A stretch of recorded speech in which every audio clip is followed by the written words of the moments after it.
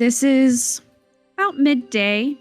We've left from Golbeth, probably early in the morning. We're traveling via carriage. Viviri and Norion are in a 2-seater carriage, and you guys are following behind in a 4-seater carriage because that's how we could fit everybody together, unless you guys want to hang out on the back of the carriage for hours, which figured it'd be pretty uncomfortable to do that. So, you've traveled along. We're going pretty far east from Golbeth, and so this journey has taken several hours to get there. Norhian has told you that he has undertaken an apology tour of Northerra to try to regain the trust of his people after being basically told by a tyrant to put little children to work and for their dead people to be buried up to become undead soldiers. And people didn't take real well to that, so he's introducing them. As part of that, he asked if anybody wanted to go and travel Northerra together, and you guys have agreed. And so you're making your way to a far city on the Northerran duchy. Southeastern. I was going to say duchy. Sorry. On the Northerran duchy. That is Elven. So as the carriages approach and you feel the roadways sort of shift from rough sort of stone into something much smoother, so the carriage has now evened out. The sun is starting to sink a little bit lower in the sky. Do you guys want to look out the window? Sure. Yeah, absolutely. Watch the sunset.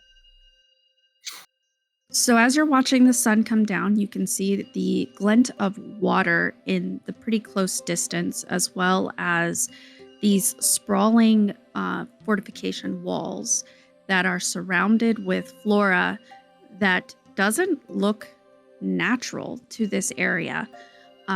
They're vibrant blues and pinks, and as some of them hit the shadows, they seem to almost take on a glow. The walls themselves are smooth and have these whirling shapes all along each one. You know that this is called Losse Andondi. The city is known for its beauty and harmony, and the elves live in harmony with nature as well as with each other. The city is built around a river that cascades around the city walls, which is providing water and protection to the city. The buildings that you could make out are made of wood, stone, and glass, and they seem to blend seamlessly into the nature. And as you're looking, you can kind of tell that there are 4 distinct divisions to this city. The first is the Spring District, which is home to high elves who value art, magic, and learning. It's full of really bright spring blossoms. You can kind of tell that the colors are light and airy, and the buildings themselves seem to be elegant and graceful and are decorated with carvings and paintings. In this district, there is a large library, a museum, a theater, and a magical academy. There's also next to it a summer district, which seems to have the vibrant greens that you would find in the peak of summer. This is home to the wood elves, and they value nature, adventure, and freedom. It is full of lush greenery, wildflowers, and fruit trees. Most of those buildings seem rustic and cozy, made mostly of logs and branches. There is also a large park, an archery range, and a tavern there. Right behind that is the Autumn District, and you can tell that by the look of the changing colors of the trees, the rich reds and oranges.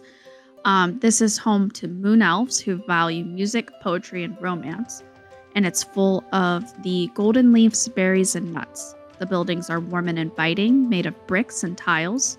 It has a large plaza with a fountain, an opera house, and a bakery.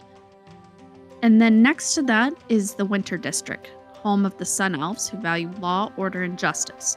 It's full of evergreens, snowdrops, and icicles.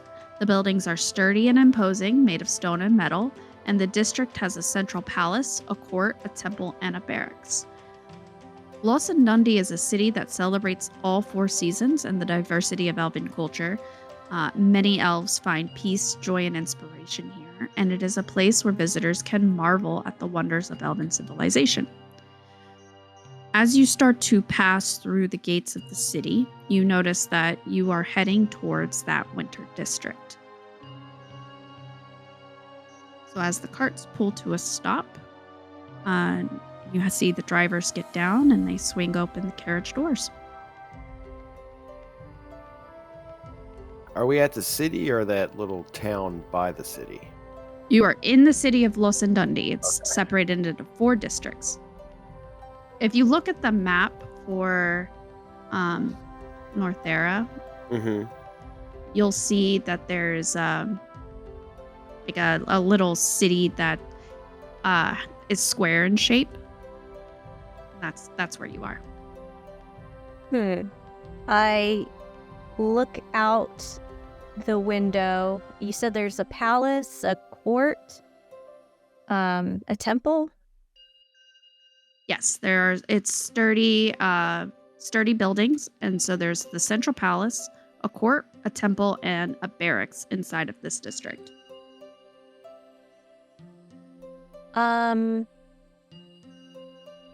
I'm interested to see the temple. Okay, great. Is there a map, or is it like all before me? Like I can kind of see everything. It's not too big, so yeah, you can definitely see from here that there is a temple close by. You notice that it has the tall pillars that generally mark a temple, and there are people in what looks to be worship clothing funneling in and out. Is this the same religion of my monastery, or is it different? You are unsure from this distance, but can you roll a history check for me? Sure thing.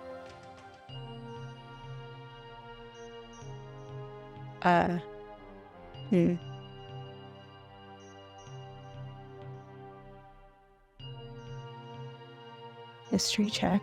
Why isn't it letting me roll? Sorry. Let me You're fine. pull it. Do you have dice rolling enabled? I think so, yeah. Okay, here we go. History check. I got a 5. Okay, with a 5, you know that elves practice a variety of religions. It's not necessarily always your religion, but you can't be too sure. Okay.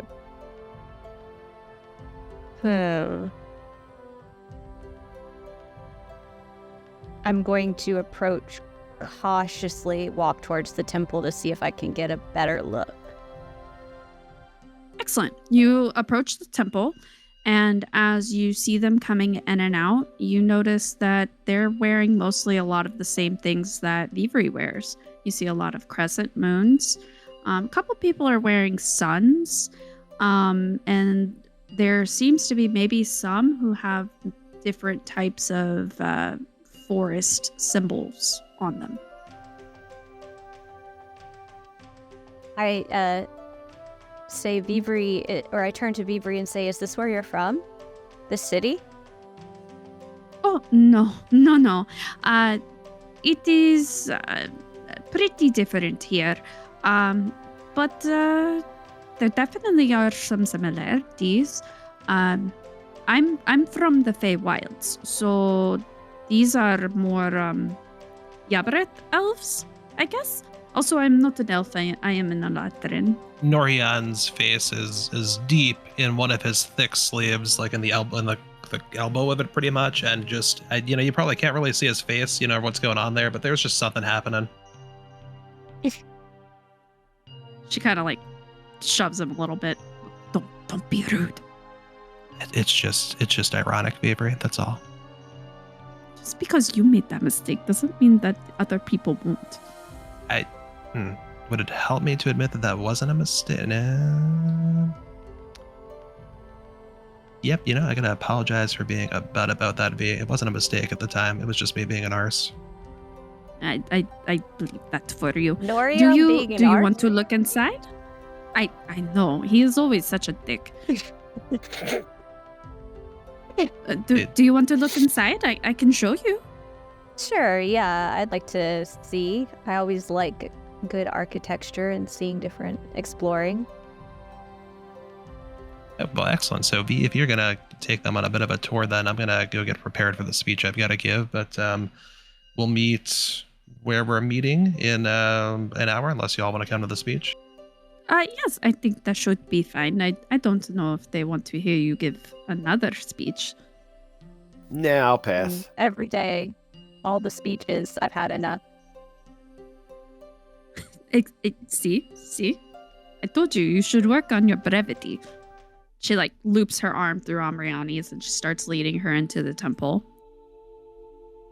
So you can see here, because there are a lot of different peoples who worship. There are different sections. Yes.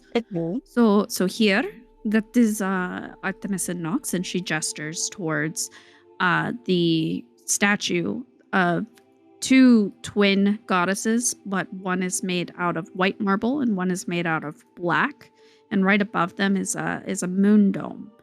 And then over there, that is for Illuminata, and you see this bronze statue of what looks like a woman warrior.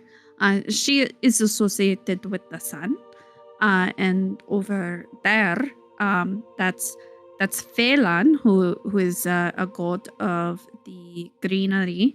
And fun fact, my brother is named for him. And he's known to bring the spring.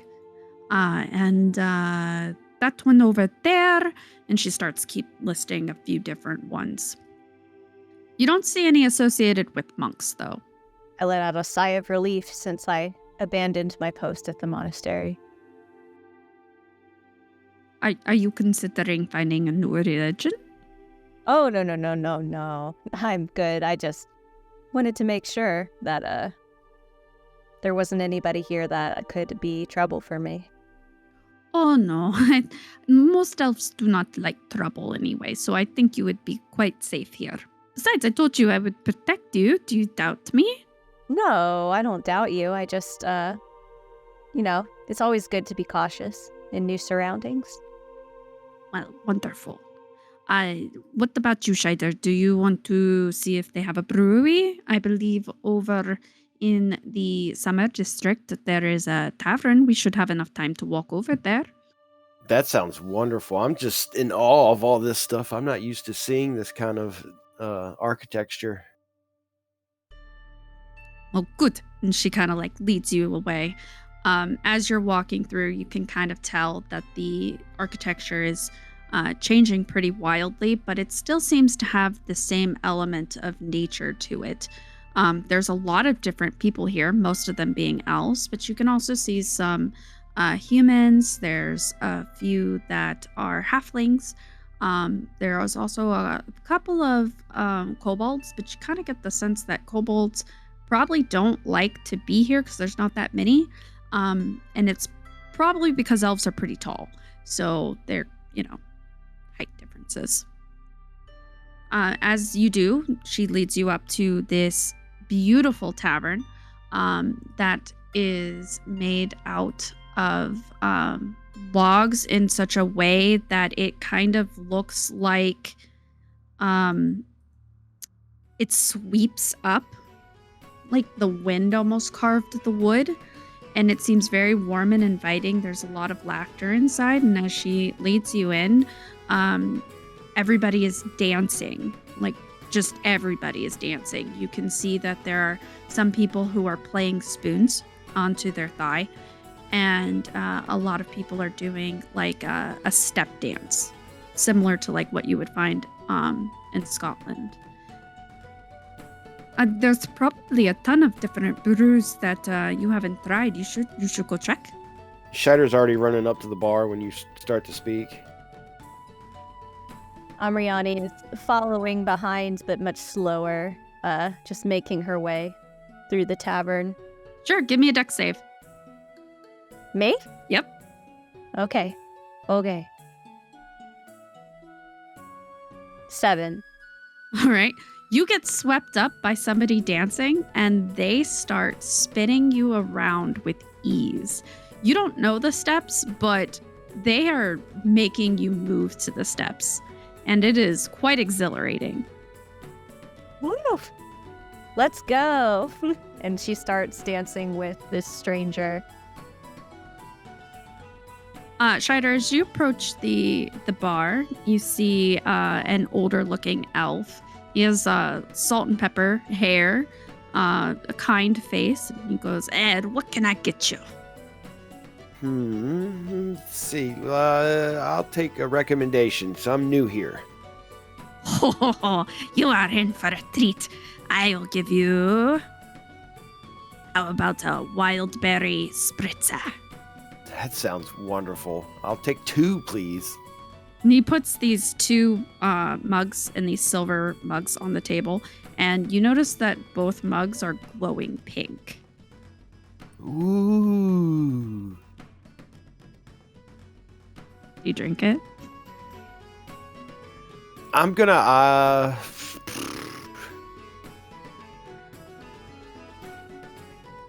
Can I do a Arcana check on it, maybe? Just to kind of see if I can notice anything? Yeah. Okay.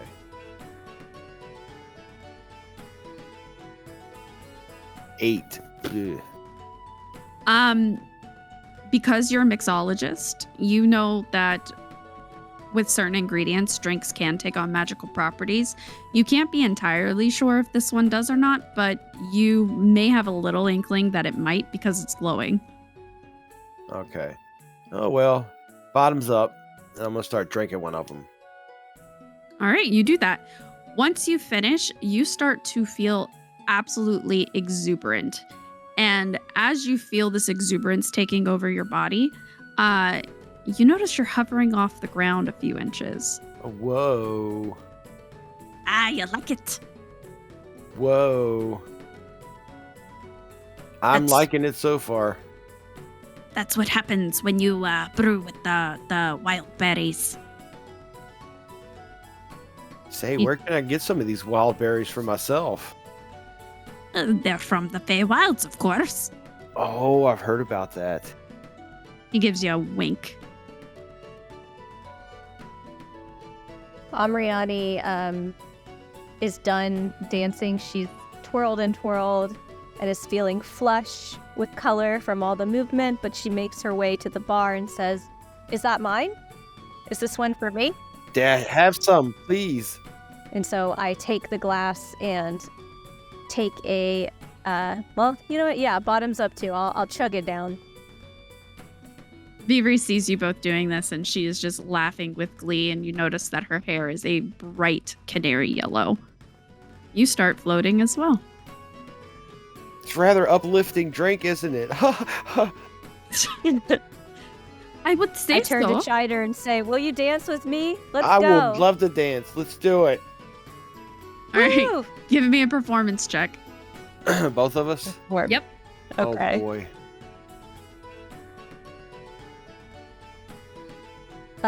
Dirty 20. A 10. I think you're going to have to lead. Amriani is happy to lead. Amriani, from dancing with that stranger, had picked up the dance moves quite well, and she is leading you with quite a bit of expertise, which is normal because she is a monk, so she's quite good with her feet. You feel a little clumsy, Scheider, and you can only assume it's from the height difference. Yeah. But you seem to be doing well enough. You've avoided her toes, and everybody is clapping along and cheering you guys on as you dance. Well, I'm liking it here so far. Yeah, this city is very fun. Not as good as the clubs in Northerra, but pretty fun. Oh, you would all love the Feywilds then. This is nothing compared to that. Do you remember the mushrooms? Oh, I'll definitely remember the mushrooms. Yes. That is in essence the whole of the Feywilds. Oh, I'm going to need more satchels and pocket space. Well, maybe you could find the bag. So you guys pass this time, and then after a while, you lead back to a fountain located in the Autumn District, which, Scheider, give me a perception check. Alrighty.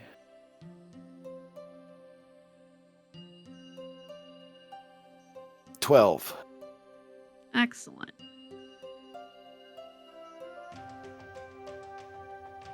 Along the way, Scheider, you find 4 of these wild berries along the ground. I think I'm going to have to put these away for later. I have some ideas. All right, so you get to the fountain where Norhian is, and Viviri looks up. Vela, what are you doing here?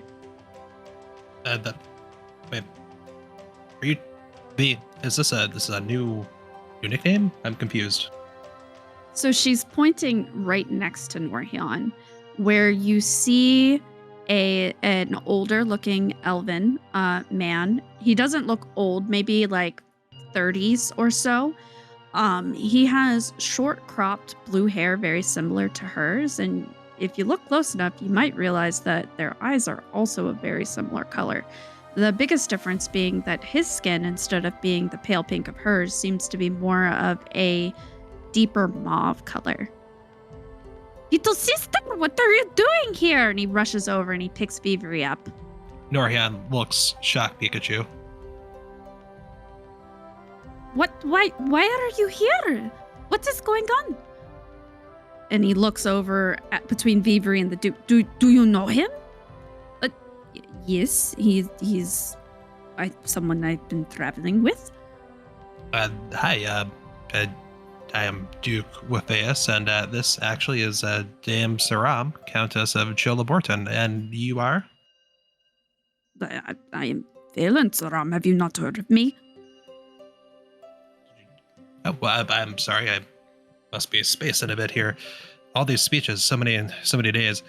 So nice to meet you, Phelan. Reach hand out to shake. He grabs both his hands. Give me a strength check.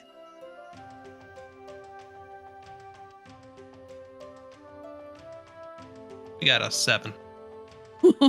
We both got 7s. You guys have the exact same grip, and it seems like you're both trying to see which one of you can grip harder, but like it's neither of you because you neither are holding very hard, but you think you are. So he's just kind of like shaking your hand up and down vigorously. We're both from strong Elven stock, I see, or I feel. Good to meet you. Oh, the mayor sent me over here. Has he talked to you yet? No, he is not. I'm surprised I didn't see him at the speech. Oh, so then, oh, what a jerk. He clearly sent me to tell you, I've been hired. And he's like, this is when you guys notice that he is in an orange jumpsuit. And on his chest, there is a white patch that looks like a ghost. And in green writing, it's in Elvish. So do any of you besides Norian speak Elvish? I believe I do. Yes, it No, I don't, actually. I don't. All right. So, Scheider, you realize that it says Poltergeist Buster on it. Oh my god. So, I guess the mayor made me have to come and tell you. Your outfit says a lot to me already, but please continue. We need some help. I've been hired by the mayor here to get rid of a little pesky problem, and it's too big of a job for just me. So you need the Duke to finish this problem? I could have brought the High Provisioner with me if I'd realized that he had duty to clean up here still, but sure, what is it you're asking of me? I'll do IOV. I have IOV a lot, and you are her brother, so I'm here. What do you need? He raises an eye at you calling her V and looks at her and then looks at you and then looks at her. And then Viviri kind of like smacks him in the shoulder. And he goes, Amriani is giving the same look. Sorry. Trying to be a male accent, this is very difficult for me. Norhian looks at everyone looking at him and just shrugs. We all look at each other. We all point. No. It's the Spider-Man meme. Yeah, so there's actually this theater over here that it's a little infested with something, and it's been kind of down for a while. And he kind of figured, since you guys just killed a whole bunch of liches, that you might be able to help. I just didn't know you dragged my little sister into it. And he kind of like gives Norion a hard stare. You know, I may be the Duke of these lands, but I am not the Duke of the Feywilds. So, and she's a countess now. So, you know, I have very little control over what she decides to drag into or not. But you have a ghost problem, is what you're telling me, and also liches. Am I misspeaking in these speeches, or is the story growing taller than it already is? I don't know. I didn't spread the story. I just told you what I heard and what the mayor heard. I might have to rethink how much alcohol we ship everywhere in Northerra. There was one lich. He was very large, though. Oh yes, he was like super tall, and then our little friend Hildar, he's a dwarf. He took my apothecary jar and then he waterboarded the lich with holy water. And at that, Phelan kind of like barks out a laugh and starts leading you guys over. So I'm guessing you guys you'll help us, all right? And as he's saying this, the sun is sinking lower and it's starting to get more of like a sunset color. I love this plan. I'm excited to be a part of it. Oh, good. I'm glad. Let me see. Yes, I think I have a suit for you. He leads you guys across. He leads you guys across to the other part of the Autumn District. On the other side of the plaza, you see that there is a very, very large, very beautiful building. It is built into a crescent shape, so it resembles a moon, but it has a domed roof. And from the outside, you can tell it used to glitter with silver and gold, but several of the glass panes at top have since broken. You get the sort of general sense that this building gives off like a do not enter vibe, but that at one point it likely was excellent. Out front is a weird shaped cart that looks generally like one that would be used to ship mail. And so Phelan kind of throws open the back door and you see that the inside of the van, well, not the van, the cart has been outfitted with different shelves. And there are different items sitting on the shelves, as well as a wall of different sized jumpsuits. And he starts digging through it and he's like, nope, not this one. And he tosses it over his shoulder and he starts digging to the next one. No, maybe. He holds it up to Amriani. Yeah, this one will fit you. And he hands it to you. And he does that until he finds one that'll fit each of you. I would say you could change in there altogether, but I don't know if you're like those kind of people. So you decide. And he kind of like steps out and offers the doorway. You hear shuffling and a big zip. Scheider's already zipped it up on. I was born to wear this stuff. I was not, on the other hand. You don't seriously expect me to wear this, do you? Want to get ectoplasm all over you? No prestidigitation. I don't think it's going to stay there very long. Just put on the suit. Alright, there's going to be some ground rules here then. No magical photography. Viviri rolls her eyes. Because I will pose. But since you like it so much, you can keep the suit. Oh. Thank you. Oh, good. Maybe you can wear that instead of that atrocity that you keep baiting Hollard with. We'll see. Look, I can't save you from whatever he decides to do. So, Amriani, are you going to step in and change into the suit? Absolutely. I'm going to put on the suit and get down to business. Excellent. All right. After everybody is changed, Phelan starts explaining each of these items. So there's this tablet right here, and you press this switch, and a rune will turn into the shape of a face, and it gives different expressions. So if the ghost can hear you and it wants to communicate with you, it will make a different face. Mad faces, no. Happy faces, yes. It's a little open to interpretation. We're working on it. It's still in beta. This here is a wooden handle, and you see the 5 tip gems on it. So there's 2 green and a yellow, an orange, and a red. And it works if a ghost touches something. It will tell you how strong the ghost is. And he pulls out this torch and he lights it and it turns purple. And he goes, this will tell you if there's ectoplasm fingerprints. And I've got a couple candles here. Here's some scrying orbs, which will help you be able to view things inside from out here, which Viviri, you have to stay out here. I'm not letting you go in there. But I want to go. No. All right, I will stay in the cart. Send message to V. Yes. Do you need me to order him to let you go in? Do you want to come in? I'm leaving this up to you. I don't think you want all 7 of my brothers to get pissed off at you, so it'd be better to just let him win. All right, I'd like to make them do the opposite of that, so that sounds okay to me. But if anything changes, you let me know. She kind of waves him off. This crystal here, and he picks up something that looks like a colander, and he's like, you turn this on, and you put the colander over it, and then it gives dots, and you'll be able to see if a ghost walks through it. And this is a ghost writing book, and I do have some sage packets.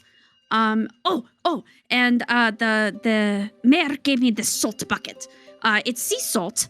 The children who prestidigitate the water, this is what's left over. So, yes. Yeah. Okay. There's more than just children who do that, right? I hope. I'm not from here. I don't know your politics. And he hands him the salt bucket. All right. You can each take one of either the slate metals tablet, the handle, the torch, or the orb, the crystal, or the book. You have to pick one. Shider would like the colander one. All right, so... And he's going to wear it on his head. Assuming that I'm able to do that. Sorry. No worries. Amriani's going to take the orb.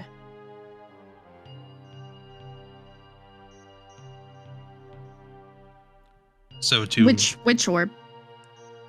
Wait, which orb? Yes, because Shider is taking the dots projector, so that's the crystal with the orbs. Then there's the tablet for the voice box. There's the EMF reader. There's the torch, or the ghostwriting book left. I'll take the book.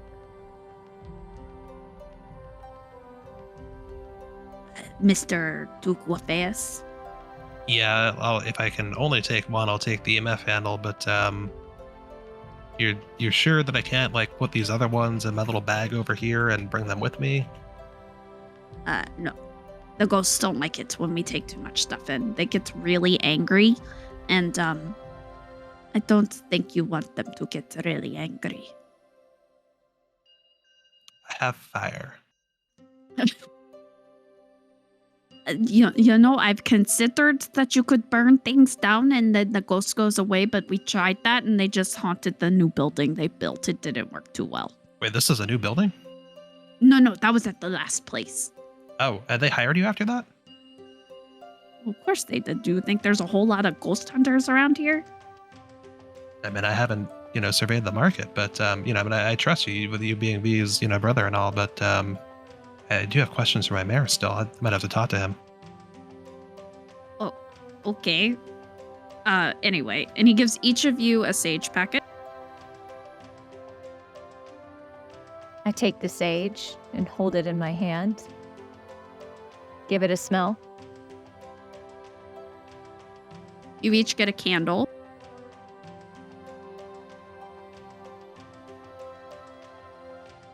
Take the candle. Sorry, I'm writing it down too. And No then worries.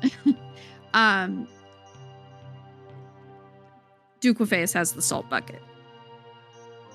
Oh, excellent. I can carry more than one thing. Yeah, you do have a candle, you have a sage packet too. You're carrying 4 things. Is he not that smart? I'm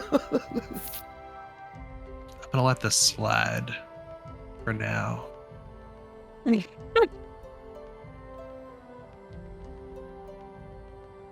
Alrighty. So, you might want to get started heading in before it gets dark. Yeah. Good luck. You're staying out here? Yes, I don't know who the heck you are, and I've got to catch my sister up on who you are. I'm literally the Duke. What border did you cross to get here? The Feywilds. You crossed from the Feywilds directly here? Look, let's worry about that later. All right. He starts. Volunteer Norion to go first. The Duke should be the leader, yes? I like the way you think. I think that's a great idea. Sure. So are you guys going in? Absolutely. Norion, after you. Dear Dukeness. Yes, I will go first. All right. So as you guys enter the abandoned opera house, which used to be called the Moonlight Opera House, it is a shadow of its former glory. The inside of it is now cracked and fading. You notice that there are carpets that look faded. They have a lot of dust and cobwebs are dripping from the ceiling. Lots of furniture that's just been overturned and broken. Inside, a once grand 2-level auditorium is decrepit. You can kind of see back from the front door to the stage, and you notice that the once thick velvet curtains seem moth-eaten. They have some tears in a few places. There are a lot of paintings of famous singers and posers and poets on the wall, but many are peeling and faded. Yeah, it gives you the overall sense of unease as you walk in. And in fact, as you're stepping, though, you notice something kind of strange about the carpet. It seems oddly shiny. Everybody needs to roll dex. A dex save? Mm-hmm. 15? 10. 7. So Norhan, as he steps on, he kind of feels his footing give out and he's able to correct and stand up straight. But Scheider and Amriani, you have never seen a carpet like this before, and your feet immediately give out from underneath you as if you are on a slip and slide, and you fall straight down and skid across the ground. And that's when you realize this carpet seems to be made of silk. That's weird. Who would make it out of silk? For everybody's information, Trog decided that. Yes. Made out of silk. Can I grab the carpet and keep from sliding? I mean, once you've fallen, you can get back up. You realize Okay. that the floor is slippery, so you need to step with more care. Okay. This place has really fallen down quite a bit since I was here watching a very nice rendition of Beauty and the Bugbear. All right. So now that y'all have entered into the building, are you watching Terran's stream? That gives you a map of what this looks like. I did not Let realize me that. pull that up. Yeah. We also have some very nice Terran's colored dots on there too. Nice. Okay, so like the theater, and that's the seats, right? Or Yep. okay. I will make my way carefully into the main part of the theater. Excellent. Are you trying to stealth or are you just walking normal? I was just walking in normal. All right. So you walk towards the main part of the theater. Scheider, where are you going? I'm following her and I'm being cautious. Okay. Are you trying to be stealthy? Yes. Yeah. Roll stealth for me.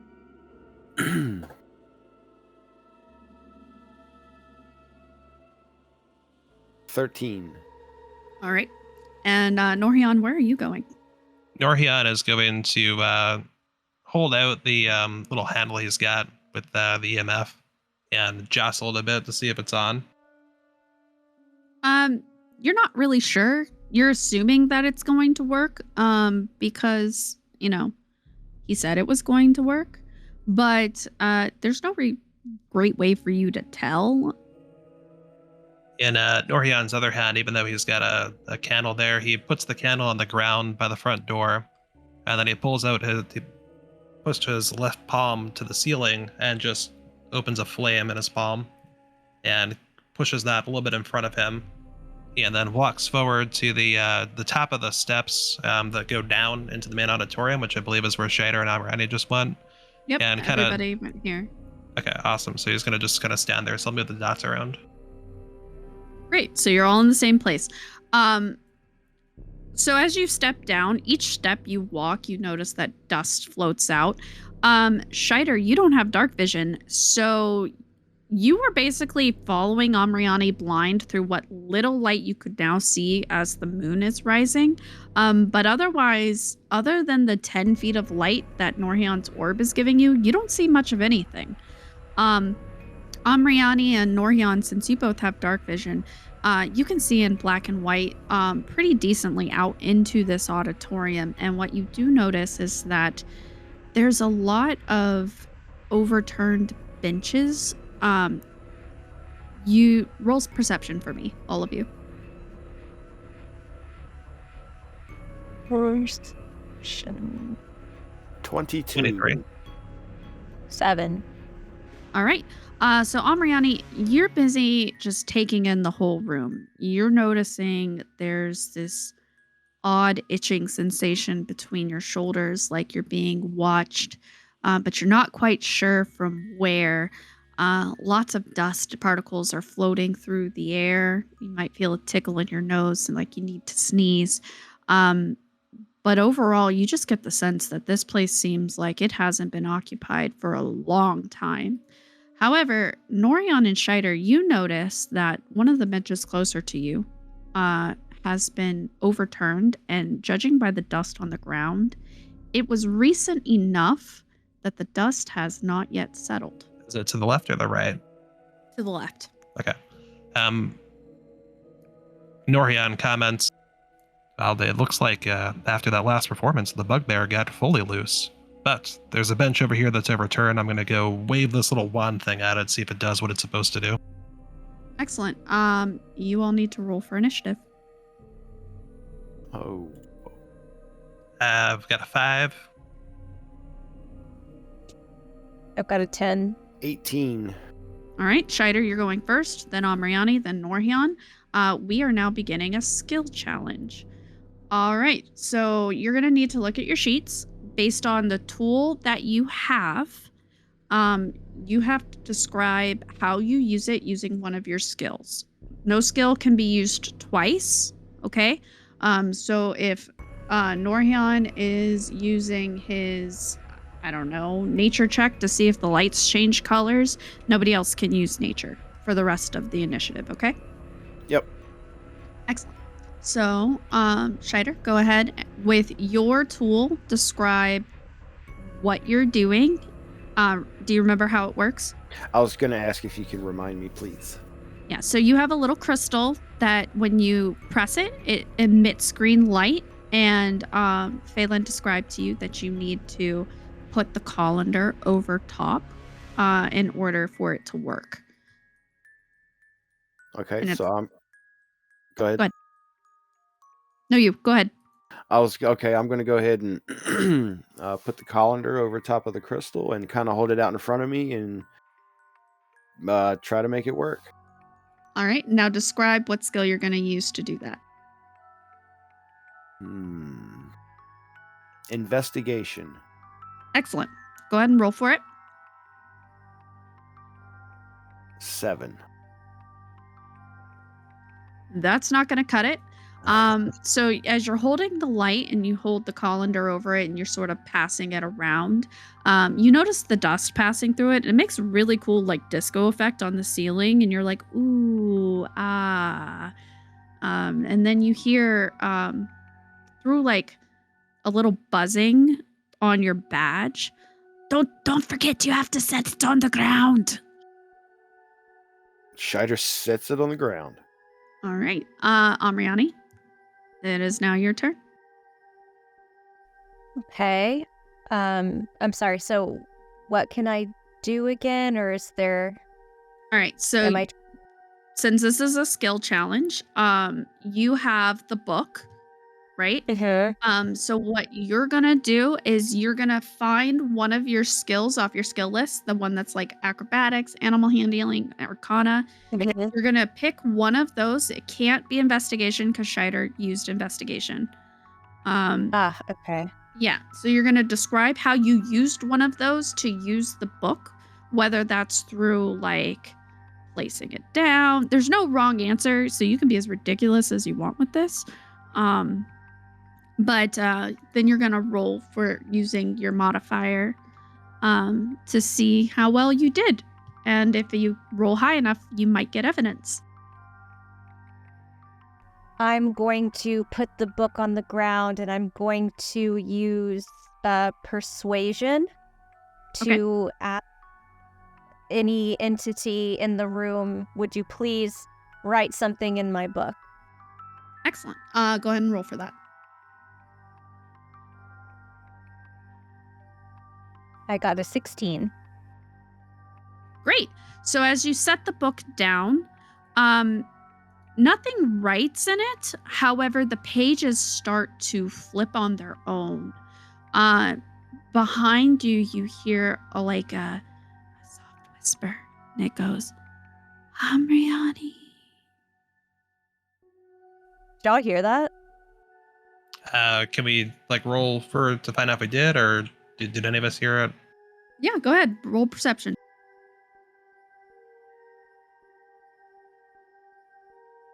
21. You definitely 15. heard it. Actually, both of you heard it. Shh! Listen. You smell that? I feel like those are different senses, but I'm already. Yes, I absolutely heard what is calling to you. I'm also worried that this entity may be illiterate, so it's probably from before my time as Duke. All right. How do you think it knows my name? Because it's listening. Okay. It's listening while we're at the van, I'm pretty sure. Right. Oh, sorry, cart. Wow. You know, yeah. All right. And now it's Norhion's turn. I'm going to walk up to the overturned bench, and I am going to I'm going to delicately move the wand all over the bench, kind of just give it a really nice rub down, and we're going to make it a very sensual performance roll.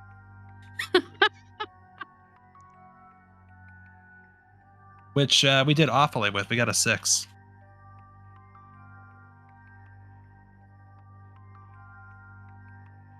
Excellent. So with that, as you're rolling it over, you kind of see Norhion act like he's trying to seduce this bench. You can't be sure, but you think you might hear a retching sound coming from the wings of the auditorium. And as you're watching him, you start to notice a cracking sound. Everybody give me a dex save. 10. Dirty 20. All right. Amriani, being a monk, you noticed this as soon as you heard the cracking, because as soon as that sound happened, you looked up immediately to where it was coming from, and it's the chandelier. So you just dive out of the way and you shout to the others, "Move!" But this chandelier comes crashing to the ground. Scheider, you rolled a 10. Yes. You manage to move, but some of the debris catches you and you take 2 damage. Northerra is apparently fucking dumb. And he was just standing there. I was too into the bench. Come on, I had to, get it to give up its secrets. Yeah, he takes 5 damage just because he was on the outside of the radius. However, he is now stuck under the chandelier. I would like to use my reaction because I took damage. Oh, okay. Gift of the Gem Dragon Telekinetic Reprisal. The chandelier has to make a strength saving throw with a DC of 15. It's a chandelier. Excellent. So then it gets thrown. That's going to take 2d8 force damage and it's going to get pushed up to 10 feet away from me. Okay. Which direction? So you said I'm on the edge of it. Well, So before you answered that, okay. Scheider, which way did you go? I'm going to say I went south. All right. So you're on the stairs? Yeah. Amriani, where did you go? I went to the right. Dodge, like up the stairs to the right. All right. So you have how much movement speed? Walking speed. Where do I see that? Look. Because that's something that Trog usually knows. So it's next to the inspiration. So you see all those proficiency bonuses right above your armor class. Yeah. Inspiration, the 40 feet. Yep. So you have 40 feet. Okay. Wow. So Yeah, I can go fast. we're gonna say that you made it back into the entryway. Okay. Because the stairs you'd have to come up and around, and that's just too far. Okay. So we're gonna say that there. So as Northerra flings the chandelier, which direction do you fling it? Going to be really nice, and I'm expecting the chandelier was centered over the benches, right? Yeah. Okay, so that means I would be on the outside of the edge of it, so it's going to push the outside edge upward, which is going to tilt it northeast of where I am. So it's going to fling onto the set of benches to the right, and probably just massacre those, honestly. Okay. So he's now flung the chandelier. Thankfully he didn't fling it at you, Scheider, because you weren't gonna be far enough away. So the chandelier lands with a resounding thunk onto the ground. And right as that lands, you notice there is a shrieking sound coming from the left-hand side of the theater. All right, so what are you guys going to do now? Well, do we have to be an initiative, or can we do whatever we want at the moment? We're going to move into the next skill challenge after you guys decide where you're moving to. And I'm going to I'm doing character. So that shrieking sounds like probably the thing we're looking for, alongside whatever shoddy craftsman put this awful chandelier up. So I don't know about you, but I'm gonna go to the west side or the left side of the theater. I'll follow. I'm also going to follow cautiously. All right. So you're all going together. Where exactly are you going looking on this map? Are you going to go up onto the stage and into the backstage area, or are you going to go around to the balconies? So I'm planning on going back out the way we came, going around the stairs but not up the stairs, keeping to the left side, and then go into the backstage area back there. Okay, so you're going into these back rooms? Yep. All right, so as you guys walk past, you notice that there's a lot of really dead, shriveled plants. And with every step you take, the intensity that you feel like you're being watched is continuing to build. Um, as you're walking, there's like a lot of really unusual ambient noises. It sounds like doors are creaking. You kind of get the sensation that somebody is walking right behind you. And as you walk forward, you notice that it appears like there's a chair floating in front of you. Hello there, chair. How are you doing today? May I sit upon you? Are you going to try to sit on it? Yeah, I'd be careful. Yeah. You know how you are with chairs. I don't believe I understand what you're saying there. But in any case, Eggshells. you're the one that hasn't happened yet, by the way. Oh. This is but before the last session, but after the session before that. So what Just chairs. Are you the one who destroyed the chair? I'm missing one in my mansion.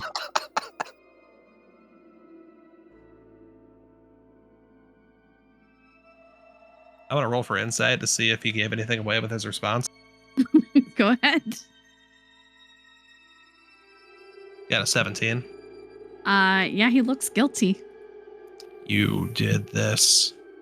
I'll talk to you about that later. Actually, Norham pulls out a notebook, what looks to be like a notebook, but actually is like a piece of parchment with what seems like a table with like maybe financial calculations going on. It's not really clear what he's doing with it, but he's definitely writing something down.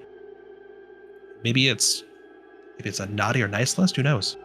So as you guys are talking about this, everybody needs to give me an acrobatics check.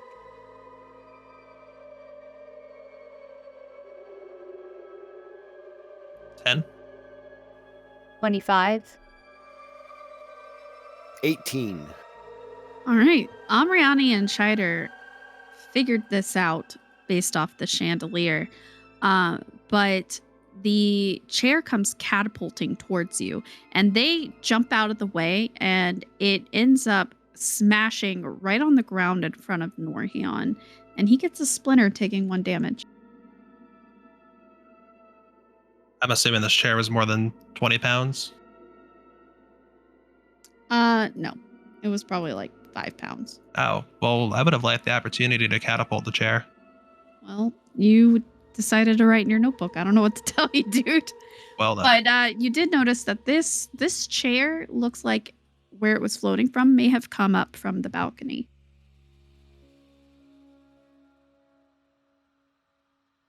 Well, this actually So did it like... Does anyone know how to get up there? There's See, stairs. Yeah, there's if you look at the map, the stairs are leading right up there. I see. actually, DM, does this, because I would have been in the luxury seats when I was here previously, does this look like a luxury seat like it would be in the booths, or does it look like a chair from the balcony, like you said? Roll me a history check. Okay.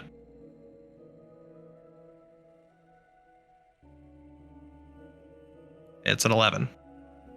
You don't quite remember what the luxury seats looked like, but from the tattered remains of the fabric at your feet, it does look like it could have been luxurious at some time. This looks like this might be a little bit more luxurious than the regular seats. So there's a stairwell just back the way we came. We go up there, we can get to the boxes. That might be the actual place to start. Was it just a chair that was thrown, or was the chair like possessed? You are not sure. Can I do an Arcana check? I don't know if that's what I would use. You can. I'll see if you can glean anything. Okay. 14. There are some spells that could catapult a chair. Because you have not yet seen a ghost, you are not quite sure whether this is an actual ghost or Okay. if somebody is casting a spell that could throw the chair, but you do have a general sense that it came from upstairs. Sounds like we need to head that way then. All right, up the stairs. The stairs we go. And y'all don't Can I use y'all don't have to Intimi- follow him, by the way, if you want to. You can. let's say, can I use intimidation and say, show yourself? Yes, if you'd like. Do you want to roll intimidation? Yes. I got a 21. All right. So you shout this into the air, and it seems like the air starts dropping in temperature. You're all now feeling quite cold. So you start shivering a little bit, as if somebody just threw open a window and dunked ice water over you. And Amriani, as this happens, the vision in front of you suddenly begins to change. You're no longer in the opera house. As a matter of fact, you don't seem to be inside of a building that's from here. You are currently surrounded by stone, and you have an unbelievable urge to keep running forward. But instead, you look behind you, and when you do, you're greeted with a sight that you wished to never see again. You're greeted with the sight of someone very dear to you lying broken on the floor. Oh my god, it's like a flashback. I scream when I see my husband on the floor, broken before me again, and I start to weep. When you do, your vision clears and you are suddenly standing in front of Norhian and Scheider again. Is everything Y'all, okay? I just saw a vision. I don't know what it was. I swear, like, I wasn't here.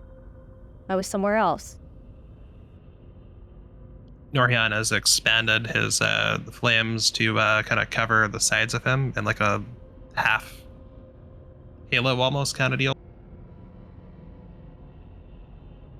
So with the light that you're casting out and you're standing in front of this box, you kind of notice that there are 4 chairs in this box. And there seems to be indents on the floor where a 5th one was supposed to be. You also notice that there is a table there with a nice lace cloth over top of it and a vase of dead flowers. So are you guys going to go into the box? Looks like we have found the missing chair. Should we replace the missing chair? I think I we mean- should inspect the other chairs. To answer your question, Scheider, this particular chair I don't really care about, but any other missing chairs. No, I mean, like, in case that's a key to not being possessed or putting the ghost at ease, You know what? How about you stand where that chair was sitting? I think that's about the same height, right? I'm gonna pass. All right. Well, I'm gonna walk in here and try to wave this wand around some more. All right, roll for initiative. All of us or him? Yep, the second one of you start. Oh, no. Oh, This is God. gonna be fun. The second one of you tries to use an item. 6.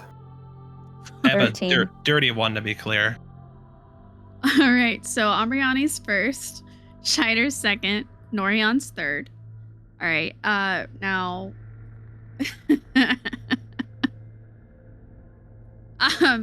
So, Amriani, do you want to try to use your item? I still have the book, yeah? Yes, you can try to place the items again. You guys still have your candles. You have your sage packets.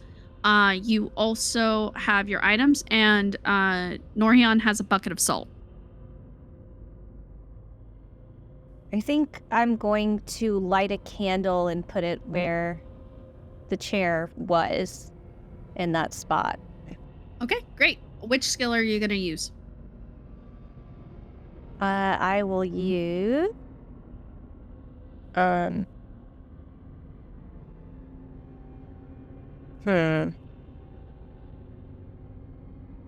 guess sleight of hand.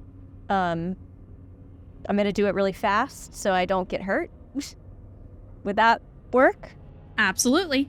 So, with record speed that only a monk can do, you take your candle and you pass it through Norion's fire, and it immediately lights this candle, and you set it down just as fast as you can on the ground.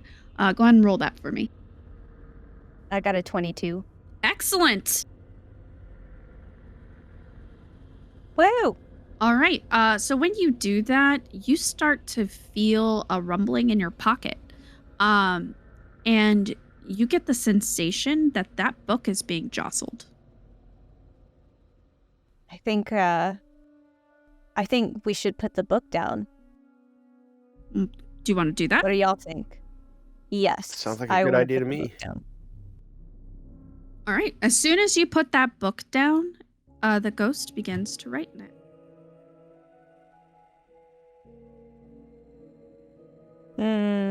Don't like this. Maybe it is literate after all. No. Can you read what it says? What language is it? It's infernal. Oh, then no, I cannot read that. It looks like really sinister pictures. You see a couple of like pentagrams as well. This looks warlocky. All right, you got your first evidence.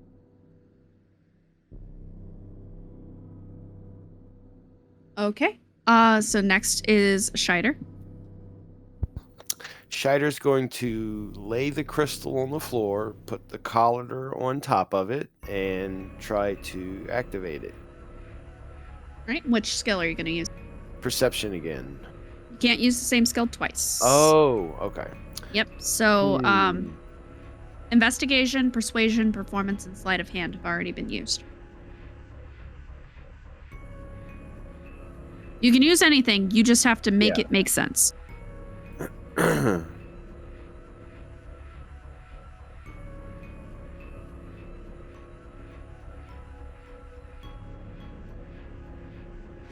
right, I'm going to use Arcana then to try and determine what type of ghost, or what type of ghost it would be. Excellent. Okay. Go ahead and roll that for me. Come on. 8. No dice. Eesh, clearly. Ugh. All right. So you do this and it lights up and it looks very pretty, but nothing seems to happen. You kind of feel like a little queasy though. Ugh.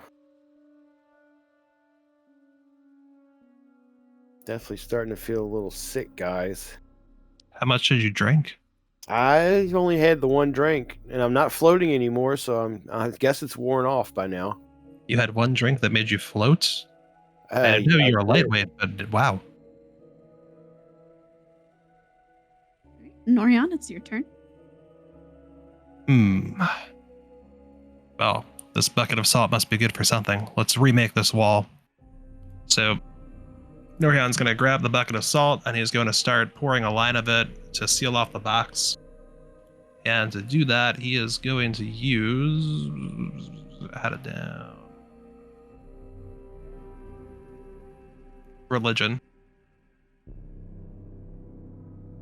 As a 15. Wow. Oh, you actually passed.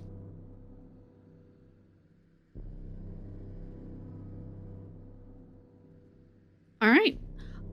So once this occurs, you don't really see anything happening other than, it's a nice pile of salt on the floor. However, the table next to you starts to shake, the one that had the flowers on it. And almost as soon as y'all's heads turn to look at it, the tablecloth comes flying off the table, except the flowers are still there. Oh my god. Yes.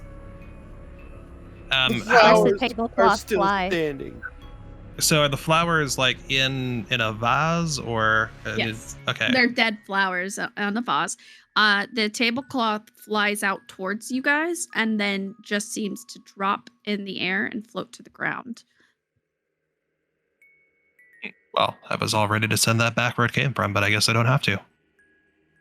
So as you're sitting there, you start to feel like the light around you is dimming. This is very strange, Norhion, because the fire shouldn't be able to do that.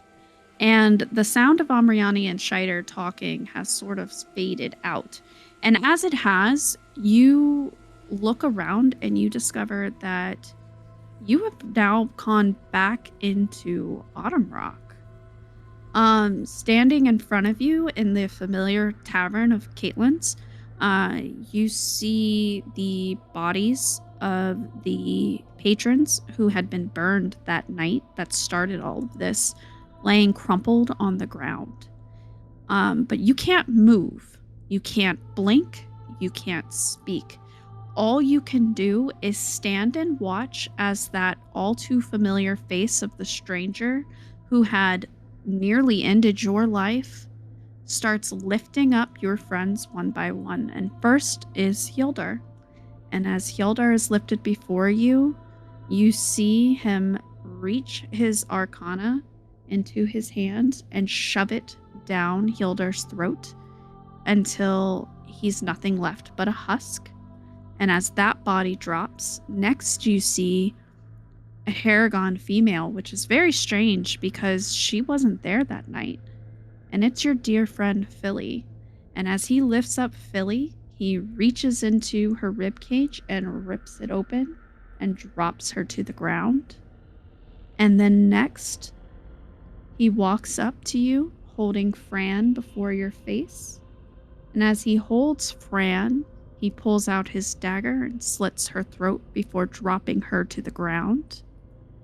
And then next is Viviri, as the same thing. And then next is Amriani. Then Snev. And right as you feel like the pressure from not being able to scream is becoming unbearable, you're back. Ugh. Oh, are you feeling queasy too? I wouldn't quite call it queasy. Do these tap the chest where the communicator for Scheider was? These communicators work? Yes, of course they do. Is V there with you? Well, where else would she be? I need to make sure she's there with you. Why? What? I've been waiting here. We are waiting for you guys to figure it out. Good. I just had to make sure you were there still. Oh, okay. Are you all right? Relatively okay. This entity is oddly obsessed with throwing things specifically at me. Seems a little narcissistic, but okay. I feel like I have more cuts from this than anyone. That's an objective measure. Well, I mean, V says you're pretty good at being a dick, so maybe that's why. I'm really going to have to talk. I want to like you, but you're making it so hard on me. I'm told you have that effect on people. I have concerns. Okay. Do you guys want to stay in this room? This seems like where the activity is. Yeah. All right. Yeah, I agree. think we should stay and investigate more. I kind of want to take a look at those flowers on the table. Sure. Roll perception. Okay. Perception.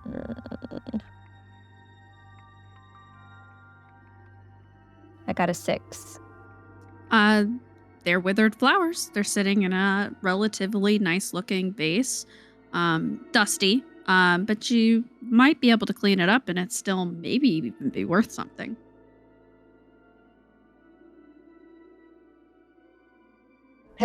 I roll for religion, like a religion check to see if there's any type of like offering or ceremony that's tied to them being placed this way. All right, I'm going to throw you a bone here that the ghosts are based off of Phasmo ghosts. So you will need to figure out like what kind of ghost it is, which I know technically spoils the fact that they're not a person, but I'm trying to find where my list is. Because Scheider obviously does not know. Right.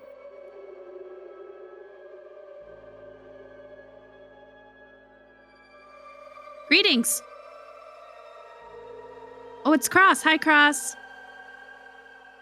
Hello. All right. Hi, Cross. Hey, Minuet.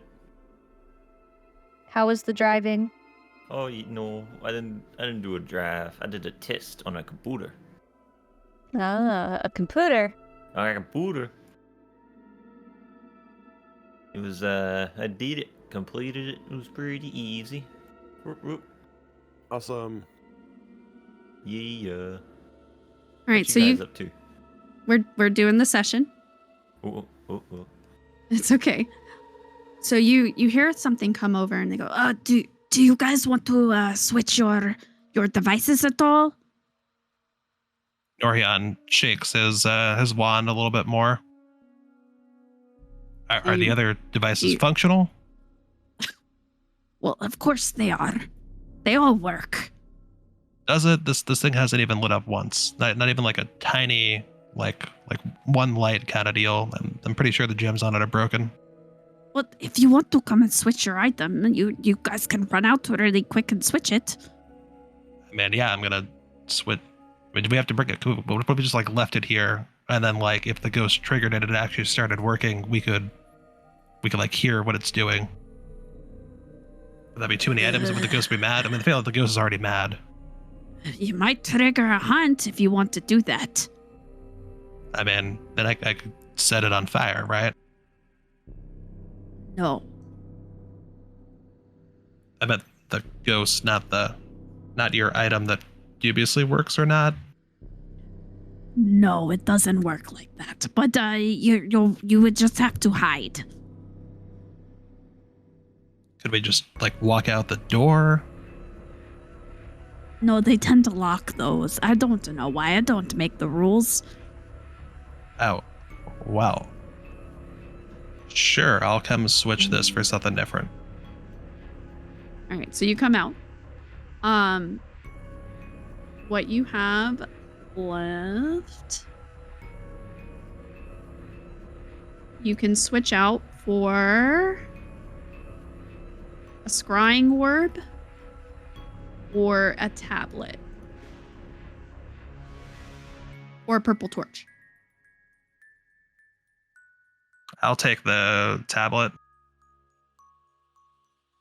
Did you leave the EMF in there? Nah, I brought it with me. Seems like it's probably not going to do anything if it hasn't done anything yet. Okay. Amriani, Can I switch to the what's the purple torch do? It's fingerprints. Okay, I'll grab the purple torch. Okay. And Scheider, do you want to keep your colander? Yeah, I'm going to hang on to it because I'm determined to make it work. Plus, I really like wearing the colander on my head. Okay.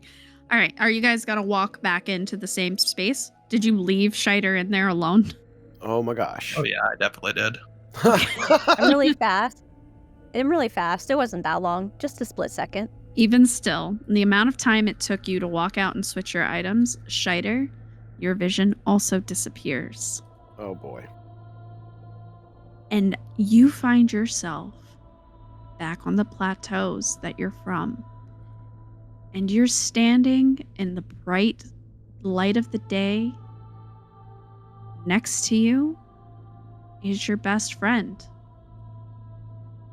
And as you look down at your hands, you realize that you're a kid again.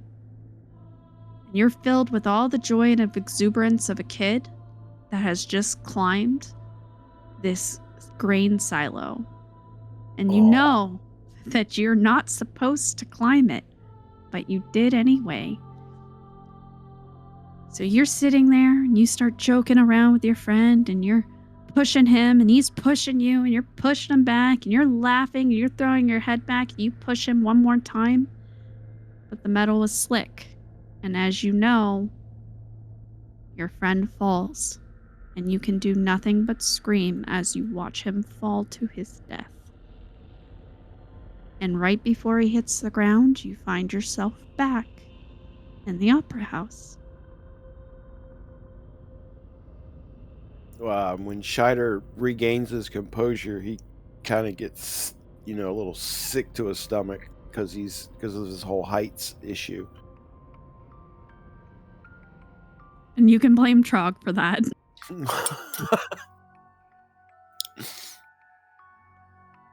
That was his addition. Awesome. All right. So you guys walk back to find Scheider doubled over, retching, trying not to lose his lunch. What happened, Scheider? Oh, Allah. I think I had Are you okay? one of those visions from the ghost. You sure it wasn't one of your potions? About 90% positive. Ah, that is reassuring. I kneel down and pat Scheider on the back.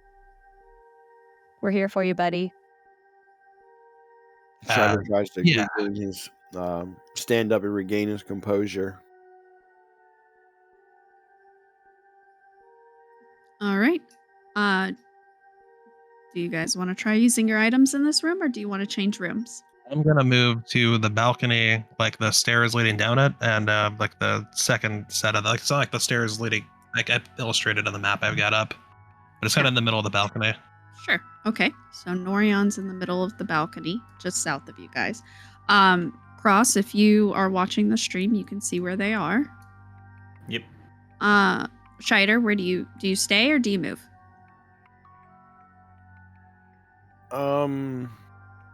I'd like to stay. Okay. Amriani? I think I'd like to head downstairs to the chandelier. Great. Awesome. That answers my question what color we were. I must have missed that. Surprise! All right. So do you guys want to try using your items? Yeah. Is it? All right, roll for initiative. 7.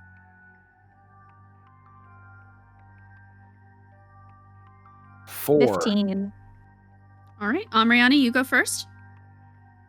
I want to wave my torch or hold it, or I want to take the chain that was attaching the chandelier to the ceiling and hold my torch up close to it and use insight. Yep, sure. Did that? Okay. Go ahead and roll for that. 9. Doesn't cut it. So I see nothing. Nope. You are At all. unsure of whether it's because this ghost doesn't leave fingerprints or if it's just been too long since the chandelier fell. Either way, you do have a very pretty purple light. All three of you still have the unnerving feeling as if something is watching you, though. I believe it was Norhion next, if I'm not mistaken. Yeah. So Norian watches Amriani from above and sends a couple of purple dancing lights down towards her. So you're going to try to help her with the torch? Oh, no, I'm just flavor. Oh, okay. And, Amriani, you have purple disco lights. Not the time, Norion. Okay. Norian, slightly taken aback by that, extinguishes the lights, the dancing lights, keeps the flames up though. And then he pulls out the tablet he's got. He holds it in front of him, and then he rears back with his head and... Come out, ghost! We're here for you! I'm going to burn you! Now! Are you using intimidation? I am using intimidation. To all the ghosties. Nice. Which is sadly ineffective at only an 8. Yeah. You get the sense that something's laughing at you. Looks at tablet closely. Nothing happens. None of this stuff works. All right, Scheider, it's all up to you. Oh boy. Scheider's gonna kind of whisper to the crystal, sorry, look, damn it, you really need to work now. You're kind of making me look bad here.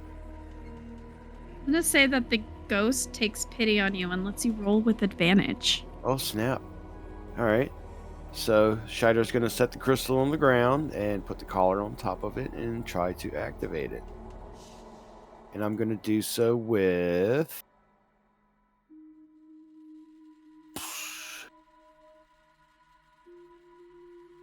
History? Sure. You have extensive knowledge on ghosts due to the Yeah. fact that you have a special interest.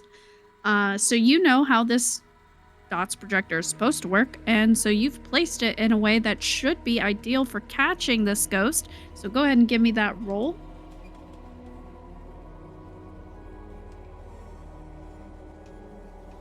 With it, was that okay? Cool. 19. With advantage. Not only did this work for your skill check, but you are going to get evidence. You all start to realize that you can see your breath in front of you. Does it feel kind of chilly? Look Yeah. out, Sammy! Sorry. I never feel a chill, but I do see my breath, so one could imagine probably. Amriani, you in particular start to feel like you might know what the third evidence is. You get the feeling that if you tried long enough to talk to this ghost, that it might answer you because it's been responding in its own way all along. Can I see your tablet, Norhion? Do you want me to come down and hand it to you, or do you want me to check it to you from up here? I'll come get it. I'm pretty quick. I don't want to risk breaking it. Sure. So I run up the stairs to grab the tablet from Norhion. And I switch it on. And I say, "Who are you?" You get back a snicker, and it goes, Bill Flurry.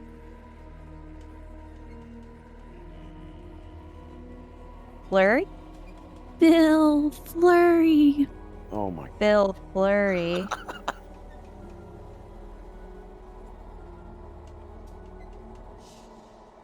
And it gives a little happy face on the tablet. I know what this ghost is. Go ahead and name it. It's a demon.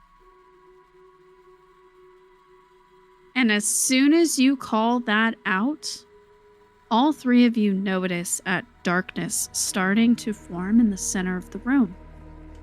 Roll for initiative. Doom, doom, doom, doom, doom, doom, doom, doom. A dirty one. 19. 10. All right, so our order is going to... Oh, wait, I can do this in the thing. Yep. Run encounter. Okay, so what was yours, Taryn? Mine was 1. Like dirty one though, but yeah. All right. As this ghost starts to manifest, Viviri actually runs in to the room, having heard the different rumbling of this darkness. She just had a sensation that you guys might need some help, and so she's busted in. She at the doorway? Yeah, she's gonna be. Okay. She got a 14.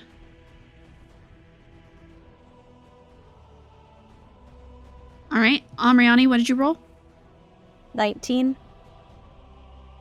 And Scheider, you rolled 10. 10. And I need the Spectre. All right. So this dark shadow has started to form. They rolled a 5, by the way, so they're going to go last. Second Before to last. Norian. Yeah. You notice that this dark shadow seems to be forming, but all across this room, other little specters start to pop up. 3, 4, 5, 6. 6 of them, to be specific.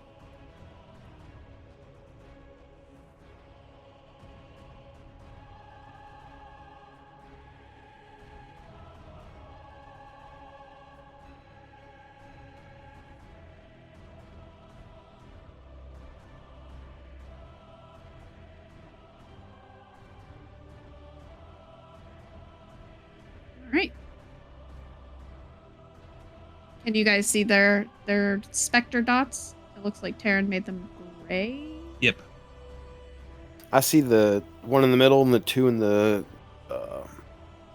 On the stage. stage. And then the Yep. purple at the bottom. I'm working on them still. The purple is Okay, sorry. Viviri. Oh, awesome. So there's one near Scheider.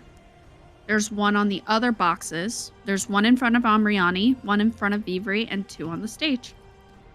And Is that 6 one? Okay. Oh boy, one of them disappeared.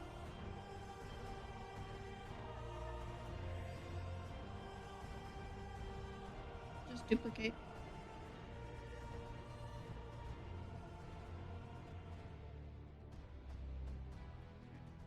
He's looking for it. He lost it. Okay, so these look like vaguely green, dripping, fat ghosts. And they're sort of wobbling and almost like they seem to be made out of jello. And right underneath them are just these globule piles just falling with a wet thump. All right, so Amriani, you go first. I don't have my candle, do I? You have a purple torch, but this is combat. You can use all of your combat now.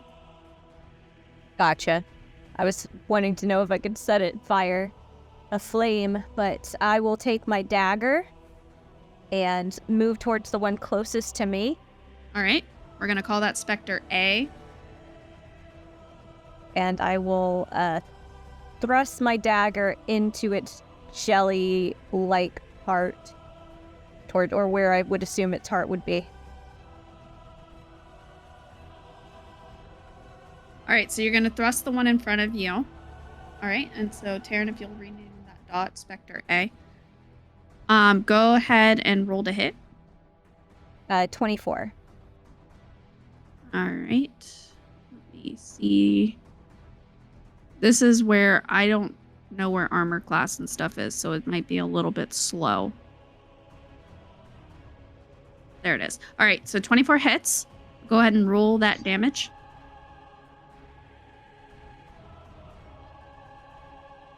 Seven.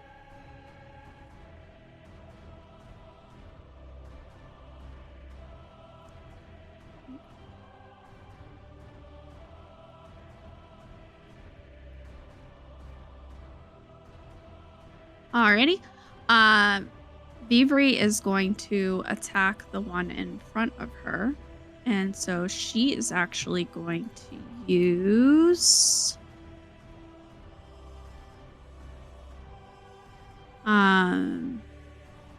guiding bolt.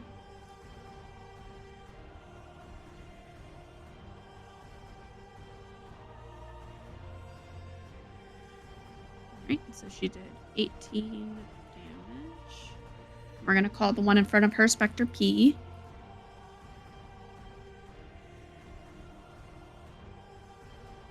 Right, and that one starts to seem like it's losing a lot of chunks. Next up is Scheider. I will cast Chromatic Orb at the one closest to me to do... Whoops, I didn't mean to click that. Disregard that. Disregard that also. I'm going to have it do cold damage. Okay. So you're gonna do cold damage. Is there a roll to hit for that? Yes. Which I'm Then- rolling now. Ugh. So are you moving at all? You're trying to cast it from the box? Yeah, well, the ghost is in the box with me, right? He's like just outside. So you're like in the box, and then he's like in front of the Oh, other. is that like a hallway that I can get Yeah. to? I see. Yeah, so I'll move towards that hallway so I can have line of sight of the ghost. Like that? Yes. All right. And so then you cast 9 doesn't hit. So we're gonna say that as you were moving out, you slipped again on the carpet, and the shot went wide and hit the ceiling instead. Oh, gosh darn it. Okay. All right. So now it is Spectre A's turn. Spectre A is in front of Amriani. So it is close enough that it is going to try to use life drain.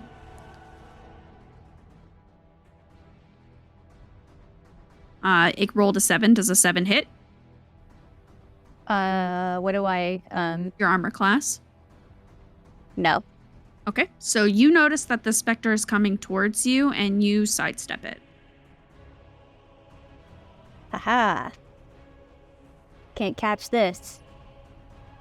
Spectre B, which is in front of Viviri, is going to try to use its incorporeal movement to get behind Viviri.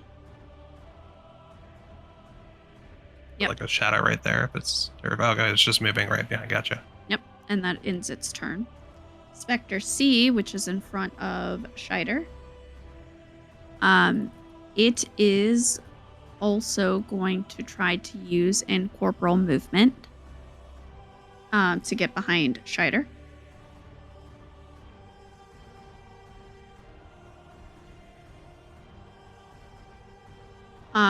Spectre D. I'm assuming with the incorporeal movement, they can move pretty much anywhere, right? Let's see what it says. Spectre can move through other objects as if it were difficult terrain. So yeah, it basically means that it can, like, usually if you're moving past the character, you would. Oh, it's 50 feet. So yeah, so it can move up to 50 feet, and then it's basically saying it doesn't incur a penalty for moving past shit. Yeah, so it can move close enough. Spectre D, we're going to call that one Spectre D. Yep, it's going to gubbly bubble its way towards Amriani, and it's going to get to this side of her. Like that? Yep. And those are going to be E and F, and they're going to stay where they are. And then Northerra, you get your turn.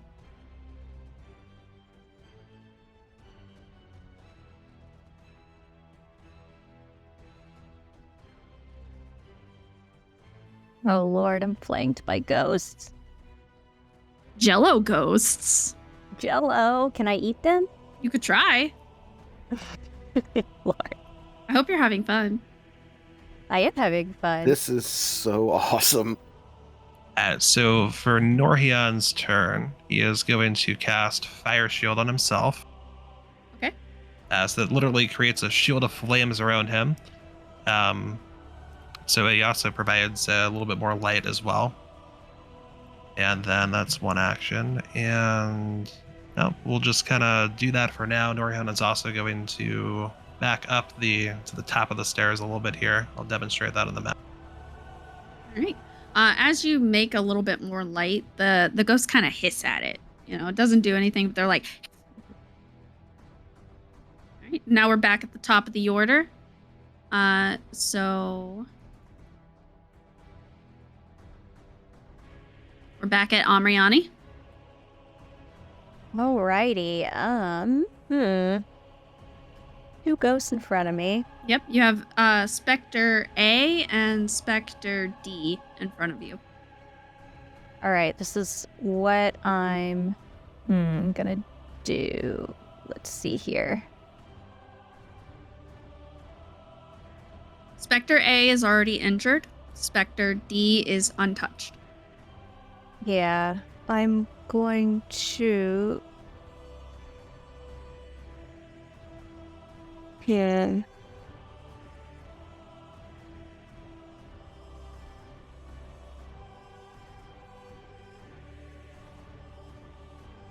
Okay, I'm gonna use an unarmed strike. Okay. For Spectre A. Okay. Roll to hit. Unless it doesn't have a roll to hit. It's a 19. That hits. Roll your damage. It's a 2. Or 4. It's a 4. All right. This Spectre goes... "Ah!" And it starts floating again. Floating. Yep, floating right in front of you. It's like googly back and forth going... I'm gonna use a bonus action. Okay. Which I guess is a key point, I think, to do 2 unarmed strike as a bonus action. Okay. Roll to hit. 16. That hits. And then roll your damage. Okay, I'm going to, and this is just Spectre A still, because it's still alive. It's floating, yeah? Yep. You did Okay. 6. 6 damage. Mhm. All right. This Spectre, and you do this, it starts like losing parts of it like jello, and it seems like it's a little more than half the size of what it was before. And it looks at you and it goes... All right. And then I get another attack. You do? Yeah, it makes me, so Flurry of Blows basically is what I'm doing. So it says after you take the attack action on your turn, you can spend 1 key point to make 2 unarmed strikes as a bonus action. Awesome. So that was 1. And I'm going to wheel around and make my other strike on the other ghost. Okay. So Spectre C. Roll to hit. Okay. 23. That hits.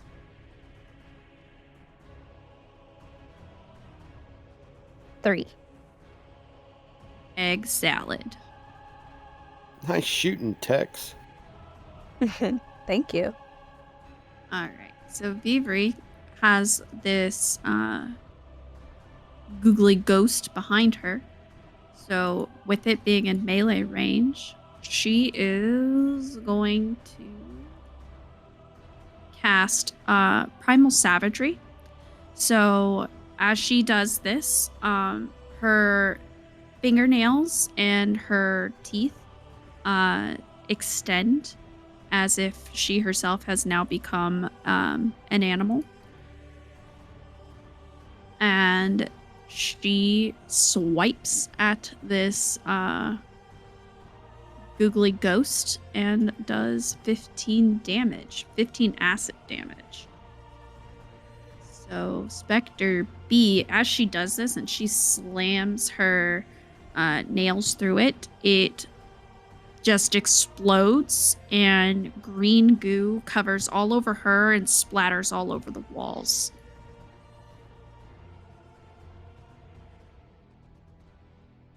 And Spectre B is down. All right. Shider, it's your turn. All right, so I'm gonna try to pick myself up after tripping on that rug again.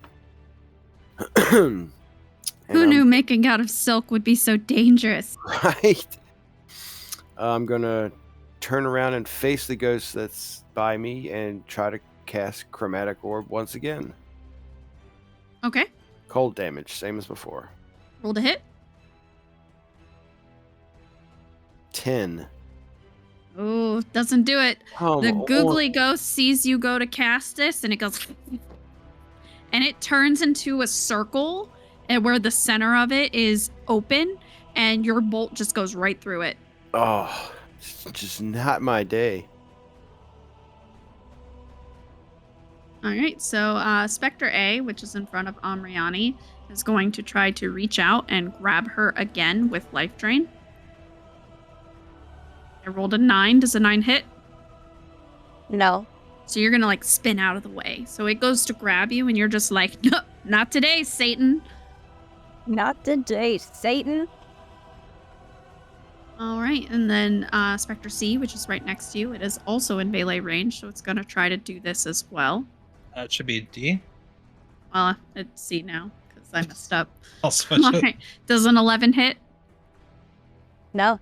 So you're remembering your dance that you learned earlier, and you literally just like twirled all around them and then laughed at them as you did. This is definitely my night. Spectre D, because it is now right on top of you, is also Shider going to attempt to use Life Drain, which it rolled a 9. Does that hit? For Shider? Yep. No.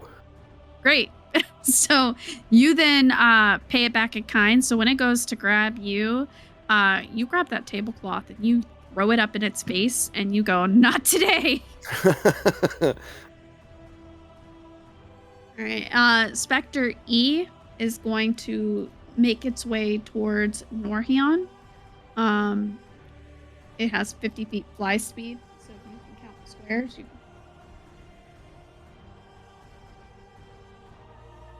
All right, and then Spectre F is going to start making its way towards Amriani.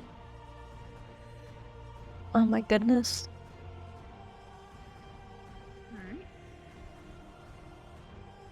Orion? Alrighty. I'm going to move a little bit first so I can get line of sight on the specter coming towards me. Okay. So I'm going to line up to about there.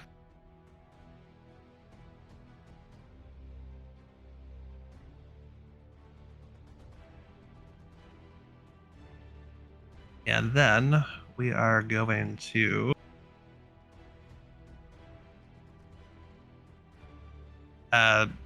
use Scorching Ray, which is a level 2 spell. So Northerra is going to point his ring towards the specter that is coming towards him from the stage. And there are going to be 3 beams of light that shoot out. I'll roll for each of them for hit. Okay. 23. Hits. 9. Doesn't hit. 26. All right, so you have 2 that hit.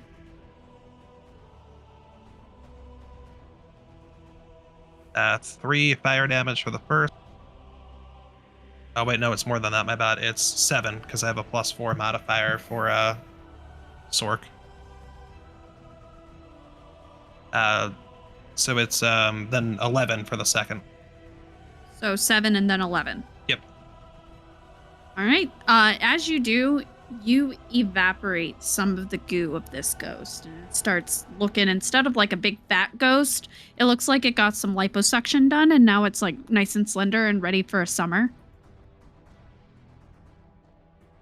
Take that, you scraggly fiend. And then we're back at the top of the order with Amriani. What is it? Hot Ghost Summer? Hot goes summer. Let's do it. All right, so I still have the two next to me. I guess I'm going to go for the Spectre A. Okay. I'm going to take my dagger again, and as I'm spinning, I'm going to slice at it. All right, roll to hit.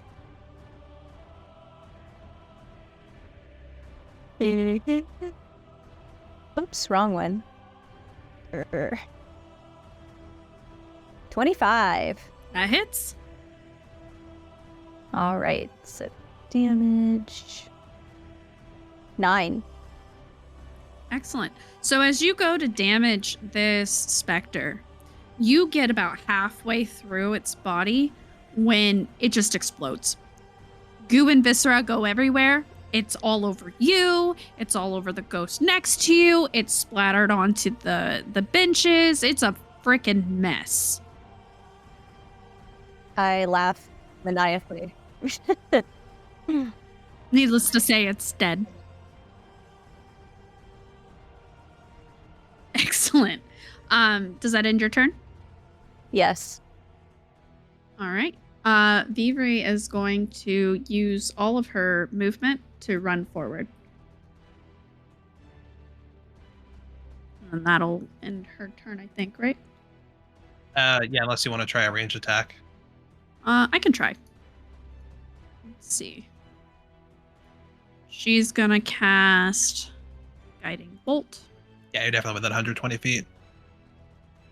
6 does not hit. So she goes to cast and she slips on that carpet and falls straight down on her butt. So that's something below me. Yes. Oh, V, how you doing? A little sticky. Prestidigitate that later. Wait a minute. All Not right. the time! No, Marianne! Alrighty. So that ends Viviri's turn. So now we're back at Scheider. Scheider, are you going to try to hit? Yes. I'm getting frustrated, but instead of using Chromatic Orb, I'm going to try and hit it with Firebolt. Excellent. All right. Oh, come on. 7 to hit. 7 does not hit. Oh, my goodness. You need a 12, sir. Wow. So you go to do this, and the ghost turns into like a flat disc on the ground, and you just weren't expecting it, so your spell goes right over top of him. And then he like springs up and is like, All right, so that brings us to the ghost that's next to Amriani. He's still in melee, so he is going to try to life drain you again, and he got a 17. Yeah, that hit. All right, you're going to take 3d6 of necrotic damage, so that does 15. Oh my god. Oof. Whoa.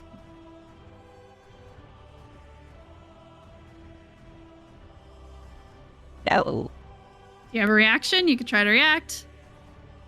I'll use patient defense to dodge as a bonus. Wait, it has to make It has her to be on The the reaction target- list. The target must succeed on a DC 10 Constitution saving throw. Okay, so throw Constitution for me. It's in the saving throws on the top left. It's like a little box. It's con. Yeah, Oh, there's I like see a it. special saving throw box, I think. Yeah. I see. Okay. It is a 14. Okay, that's a good thing.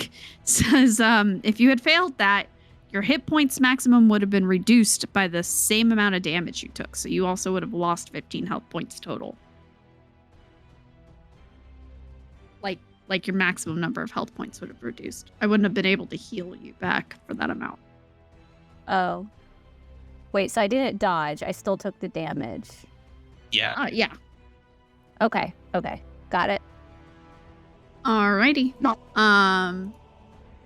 The Inspector D, which is on its way. No, it's the one that's in front of Strider. So it's also going to try to hit you, Strider. Mm-hmm. 13, does that hit? Yes, it does. All right, give me that con saving throw. 11. Okay, good thing you saved. Oh. You take 12 damage.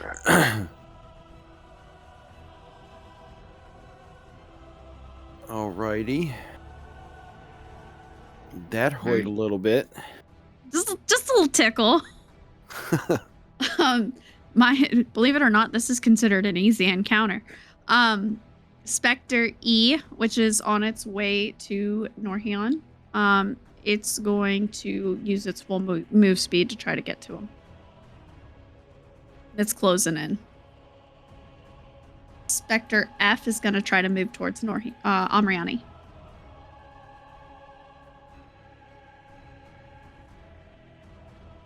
All right, and he gets there as well. Did he use his full movement speed to get there? He used 45 feet of it.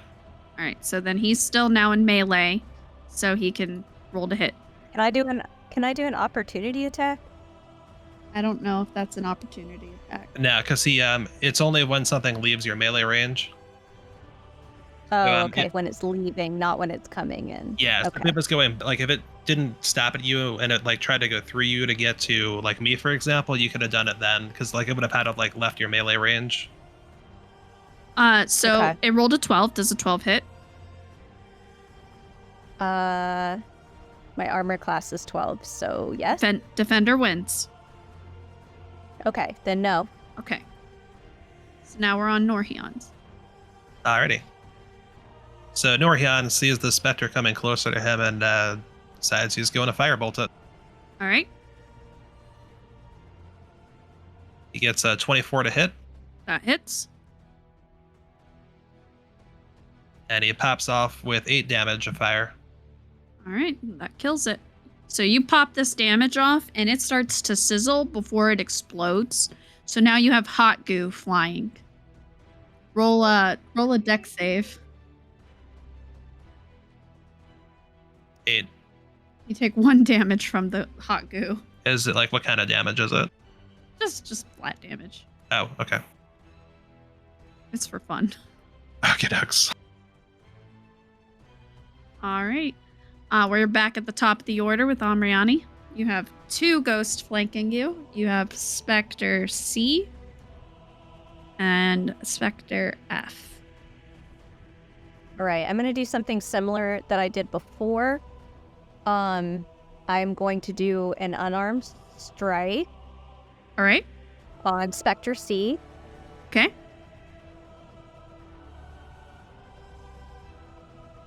An 8. 8 doesn't hit. But I'm using my key point to do flurry of blows, which gives me 2 more Okay. unarmed strikes. And I'll still stay on Spectre C for the first one.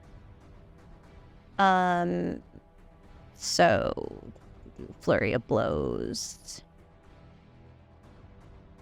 It's a 10. 10 doesn't hit. You need a 12. Okay. So I need a... Damn it. Okay, so I don't think I do any damage. However, let's see. So, like, 2. as these blows are coming and they're missing, these ghosts turn into, like, C shapes and, like, just go right out of your range, like, a la Flubber. And you hear them going... Can I, are you allowed to use, like, another key point immediately? I let's don't see, know. I'll read it. Let's see. 5 key points per short rest. Key save is 11. After you take your attack action on your turn, you can spend 1 key point to make 2 unarmed strikes as a bonus action. So that's one option. Spend 1 key point to take the dodge action as a bonus action on your turn. So I guess if it's like, so for Flurry of Blows, if you want to do that again, I'd probably say no, because it's saying that you can only do that after you take an attack. So you Okay. like couldn't do that again. But if you want to do like patient defense or step of the wind, I don't see anything saying that you couldn't do that. Like as long as you meet the other criteria for it in there. But you can only take one bonus action, and they both say as a bonus action. Oh, right. Yep, you're Okay. right. One bonus. Okay. All Yeah. right. So I think I'm out. I'm SOL. All right. So Viviri sees you struggling with these guys. So she's gonna queue up her. She's gonna queue up her bow. So she rolls a 22, which hits, and she's gonna do 5 damage to. Spectre C is the one on the right. Spectre F is the one that have to go through Amirani. Yeah, so we're gonna do Spectre C.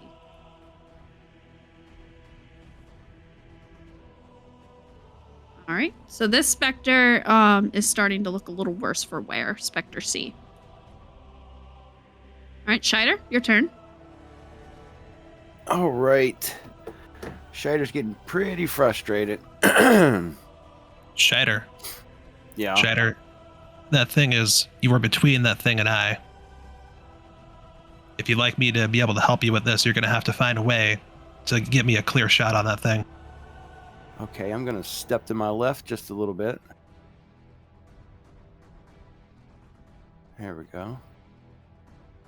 And I'm going to, once again, try to cast Firebolt. Give me a break. 11.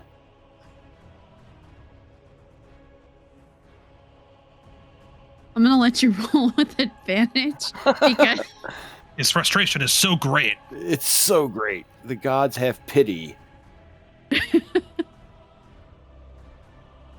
Oh, 24. Huh. it Here we go. hits. It hits. All right, and damage. Yes, that's D. 10 damage. Oh, that's pretty good. Yeah. So this thing goes ah, and it's sort of like hovering, holding its Jello side. At least you assume it's holding its Jello side. You're not really sure. It's like any side could be its Jello side almost. Exactly. So Spectre C, which is right on Amriani, is gonna attempt to hit. It does. It's 24. Oh, is that a crit? It's yeah, Oof. but we're just gonna say it hits. All right. Okay. Roll a DC con save.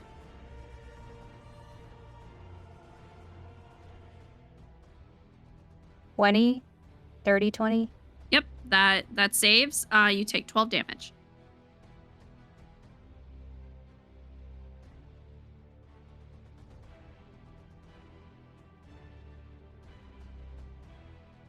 Spectre D.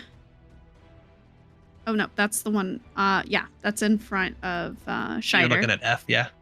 Is Okay. yeah, is also gonna try to hit Scheider. It rolls a 15. That's a hit. Roll a con save. 5. Ooh. All right, your maximum number of health points reduced by 12, and you take 12 damage. So Scheider is on the ground, hurting pretty badly. Mm-hmm. And instead of you having 32 health, you have 20. So we can only heal Wow. you up to 20. Okay. So there's on the sheet, if you want to represent that there, when you click on the health adjustment, it'll pull out a thing on the right. There's a max HP modifier in the bottom left. If you're like -12 there, it should handle it for you. I'm sorry, repeat that. Sure. So if you click on the little hit point thing in the top right, Yep. it should have a little flyout on the right side. At the Mhm. bottom left of that, it says max HP modifier. If you put -12 there, it should handle it for you. Got it. Thank you. No problem. All right. Oh, that thing did the damage too. Yeah, Yeah, it did the damage too. Well, So, go ahead and add 12 to your health because it was only supposed to reduce it by 12. yeah. Oh, I got you. Okay. Shider's kind of standing again, but he's still hurt. Me. All right. Spectre F, which is next to Amriani, is going to attempt to hit her, which fails horribly. It's a 6. So he goes to grab at you, and you're like, "Fuck you, not again!" And you just dodge out of the way. Goodness. All right, Norhian. Alright. Dorian's first going to bell down Amriani.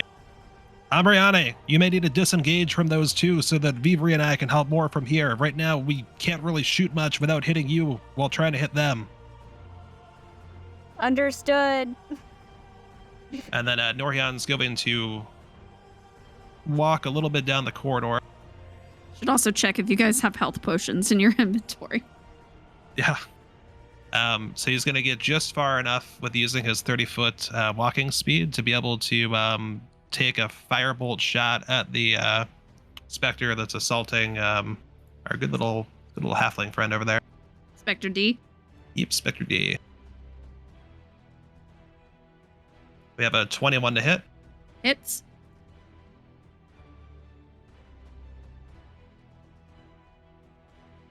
And we're doing 18 fire damage. Wow. So he throws this firebolt, and as soon as it hits him, it starts going, ah! And it just explodes. Well, that problem solved. On to the next. Oh, speaking of, So we're up at Amriani. Amriani, do you have any health potions? I hadn't actually finished my turn yet. Is that okay? Oh, is it? Yeah, I've got a bonus action. I'm going to pop 2 sorcery points, Okay. and I'm going to use it for what is it called? Quicken spell, so I can make a spell cast as a bonus act. Okay. And now to figure out which of these is gonna be the best one to go with here. I think you have line of sight on F. F. Yeah, that's my plan. So I'm trying to figure out what spell I want to use specifically. You know what? We'll go with a level 3 Scorching Ray. So Norhian turns from after exploding our good buddy Spectre D. He looks now towards our good buddy Spectre F, and he's going to pop off 3 bursts from his ring. We have a 26. Hits. An 8. Oh god, a Misses. critical fail. And then a 9. That also misses. So 1 hits.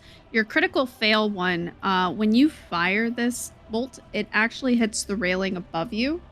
And one of the planks fall and hits you on the head for 1 damage. Ow.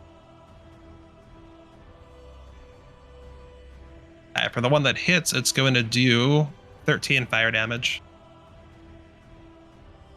All right. It's down to being bloodied.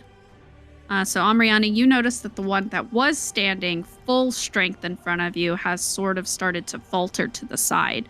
And it's like...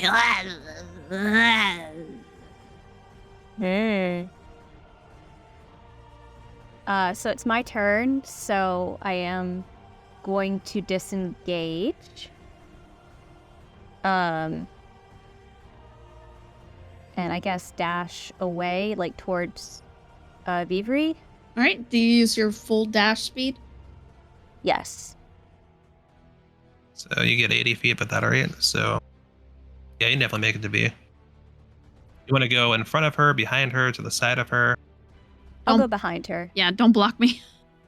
Behind her. There we are. All right. Does that end your turn? Yep. All right.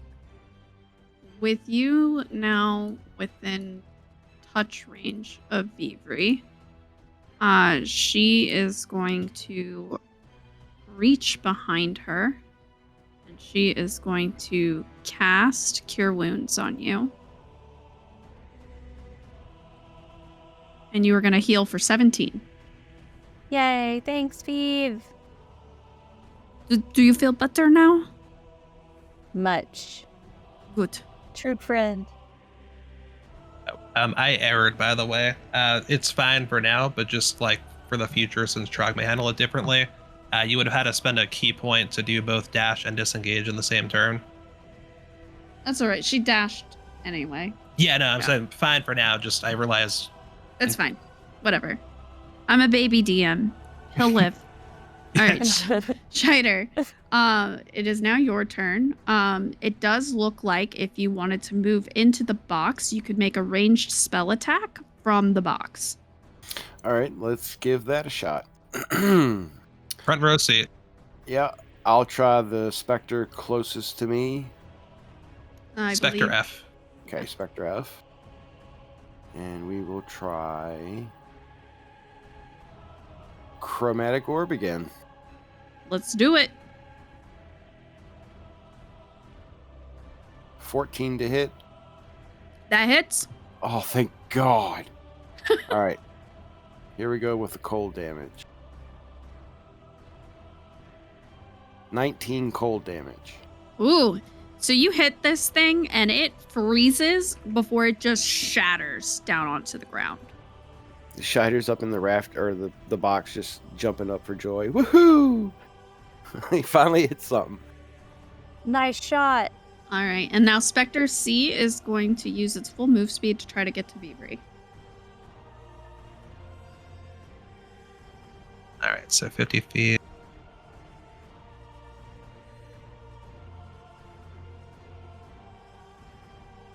It's gonna get about there. All right. And that takes us to you. It's no longer in your line of sight. B, I can't see it from here, but I think it's coming towards you. Yes, I see that. Thank you. I'm sorry, I can't. I'm not that fast. I apologize, but I'll move to position up here in case it gets back towards the auditorium. That ends your turn. That's all I can do. All right, we're up to Amriani. Do you want to try to engage, or do you want to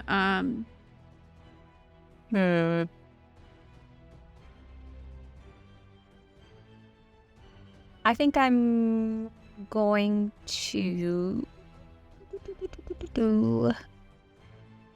If you What do have I a health have? potion in your inventory, you might be able to heal up. Kind of what I was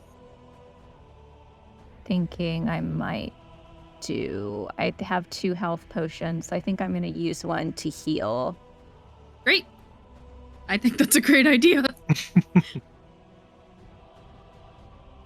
Potion of healing. How do I use it? So you will.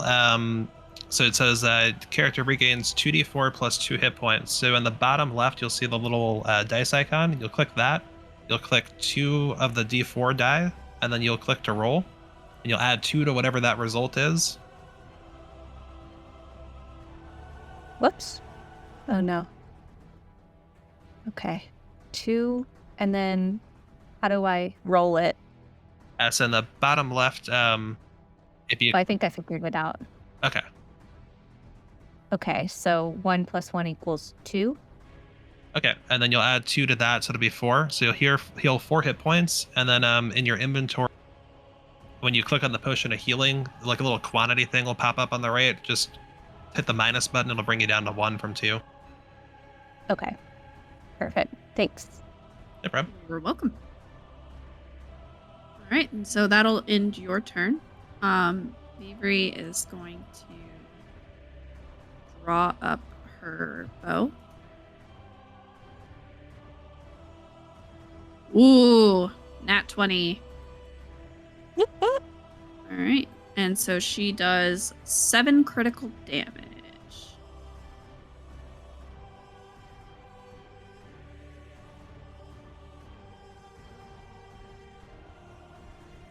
All right.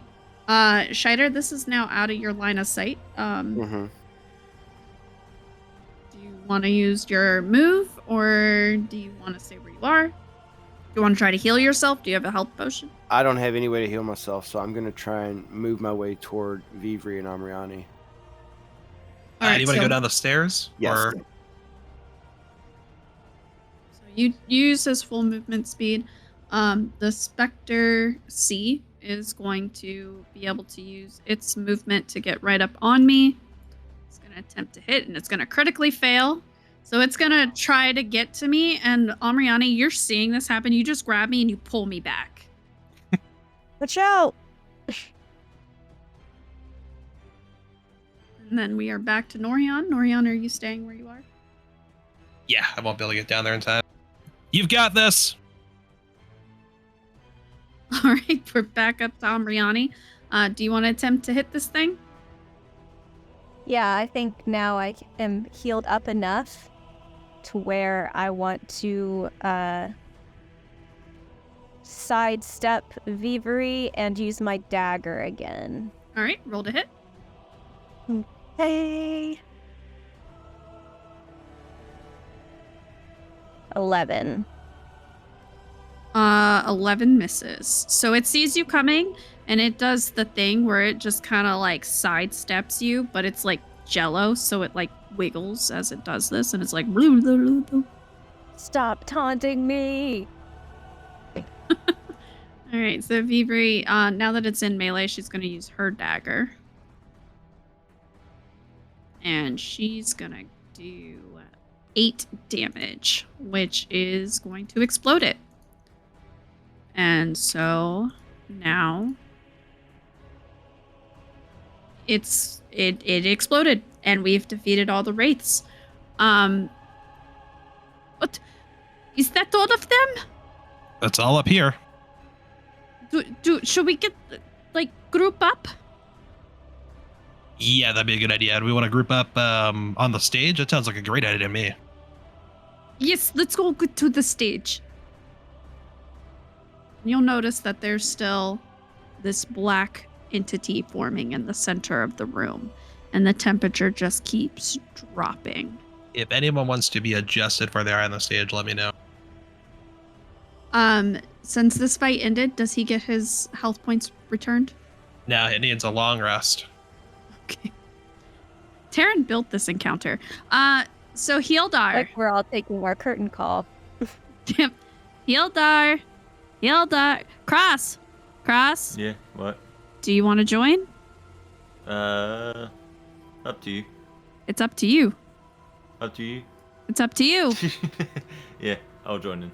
Okay. You have to tell me how I enter in. I need a quick bio. I'll be right back. Not a problem. Can you adjust this to add Hildar in? Yeah.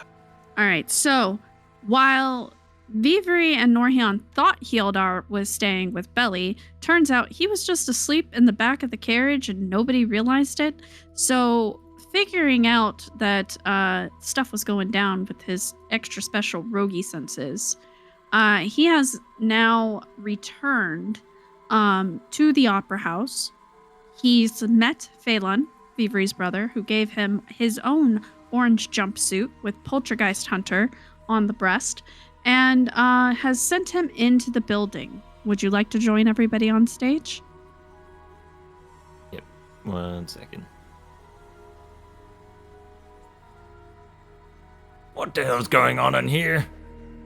Hildar, what are you doing here? What is it? Oh god, what is it? Ugh. Is that slime on the ground? Is that slime in your hair? What is going on? That's a lot of ghosts, and apparently there's a demon and it's forming. Hurry, get over here. Wait, what now? Oh, okay. And I start running, scrambling over to the stage.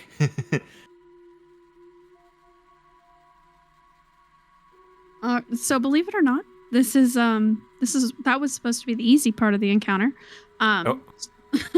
So Hildar, you notice that this opera house is very decrepit. There are broken benches and fallen tapestries and dust everywhere. The carpet's strangely made out of silk. You don't know what that's about. But you did notice as you were running that it was kind of hard to get traction, so give me a dex save. Oh no. Okay. Loading up the page. 11.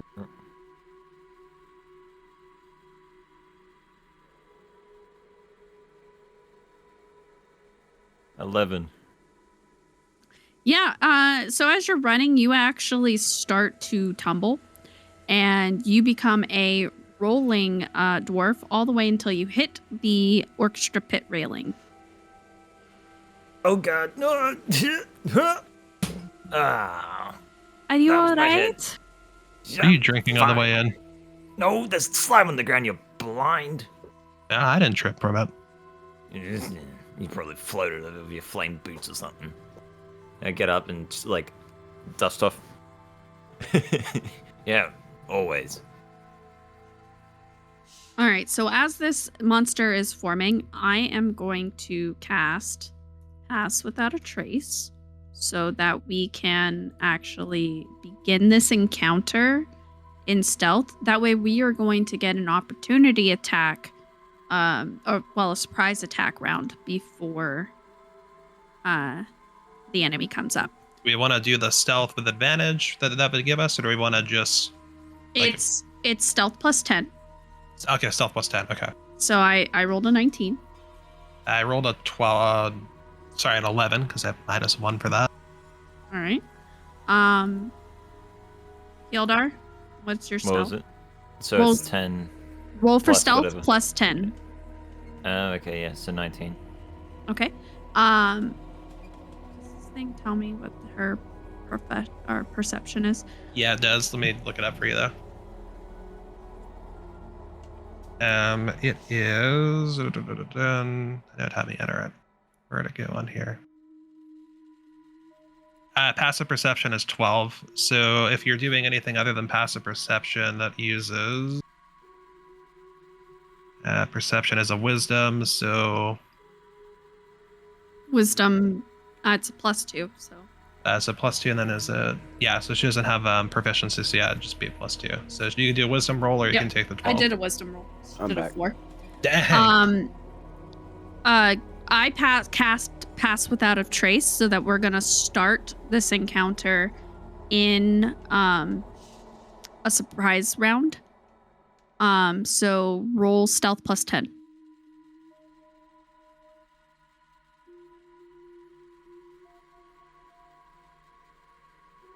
All right, all of us, or? Yep. Okay. Stealth plus stealth. 14. Perfect. She Oh, rolled a good. 4. I did too. Yep. So everybody is hidden from her. All right. So you start to notice that this shadowy form starts taking shape. And as it's forming together, this figure starts to look like a middle-aged human man who has brown curly hair. There's chains hanging from his wrists and ankles. And you realize that this must be the form of Bill Flurry. I just start looking over at each other. So, what's... Okay, he has chains on. What's going on? He looks very bad. What's going on here? Send message to Hjalder. Hjalder, Viviri literally just put us in stealth with Pass Without a Trace. What are you trying to do to us? Oh, I didn't know. Just be quiet. You don't have to whisper and send thoughts.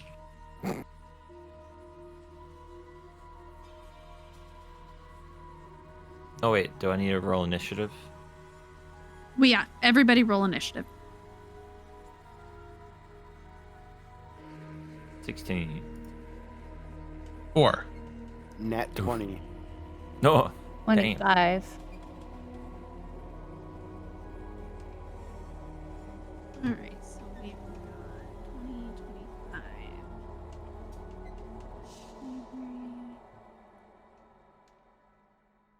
21. All right, I love that Norhion keeps going last. Initiative is -1, so it's expected. All right, so the order is Omriani, then Scheider, Viviri, Hildar, Bill Flurry, and then Norhion. Yeah, so as this ghost takes form, we're going to have a surprise round, so he'll get a round without it. And we hear him going, "Where are my spores, molds, and funguses? All right. Amriani, do you want to try to engage? You're a little out of melee, so you'll have to sneak up on it. If you want, you can get right up behind it. I was gonna use my ranged weapon if I can reach him. What's My the range? Dart. The range is 20, and then in parentheses 60. So 20 is for normal attack. At 60, I believe it's at disadvantage. Yeah. So you're out of range for Okay. 20, so it'd be a disadvantage. Or you can try to use your movement to get closer. You are hidden. He doesn't know you're there, so you could get closer and stay hidden for your next round. Okay, that's what I'm gonna try to do. Okay. I'm just gonna get close enough to where I'm in range to hit with my dart. Maybe like right here, because this will be close enough for that, but it'll give you a little bit of cover, like half cover. Yep. Sounds great. All right. Scheider. It's my go. This is a bonus attack round because we're doing a surprise attack.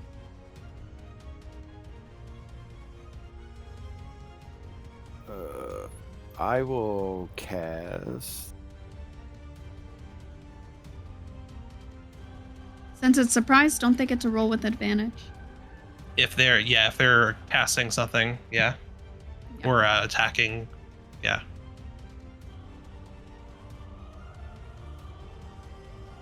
I'll cast second level chromatic orb. Great. Rolled hit. 13. Defender wins, but you get to roll with advantage because Oh, it's that's surprise.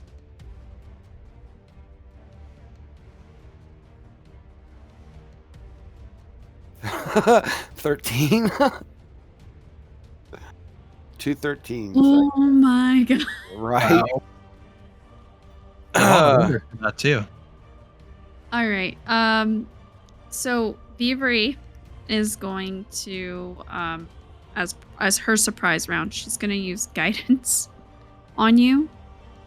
And it's going to let you roll a d4 and add that number to your ability check. So we're going to say it hits because anything Okay. plus at least 1 hits. So go ahead and roll for damage.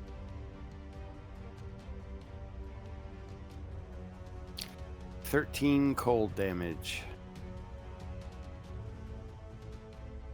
What is with 13? I don't know. Your dice hate you. Right.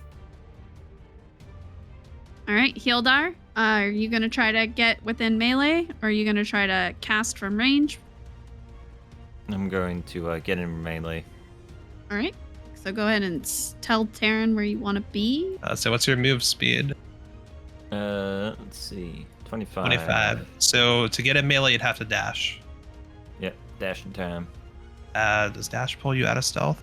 Are you able to stealth? Do you know if your character is able to stealth and dash? I have no clue. Because it's the surprise round, just go ahead and let him. Okay. Is that where you want to be? Behind. Yeah, so. Yeah. All right. Norion? All right. I will walk to the side of Viviri and then let's see. Keeps her all over the place. Let's see what we want to do here. Yeah, looks like a good old trusty firebolt is what we're gonna go with. So we'll cast firebolt. We get a 21 for hit. 21 hits. And we are gonna pop off for 13 fire damage. Pop off. I didn't take the damage from Scheider's attack. Do you remember what it was? You Scheider. rolled a 13, right, Shader? Yep. It was still at 145. I don't know why it didn't.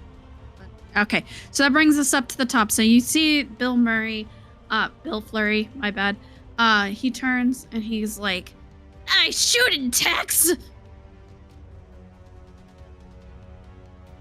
All right, Amriani. I'm gonna now use my dagger to throw at him. You're Or not dagger. Sorry, my dart. My dart. You're still in Mhm. stealth, so I'll let you roll it with advantage since you're in range.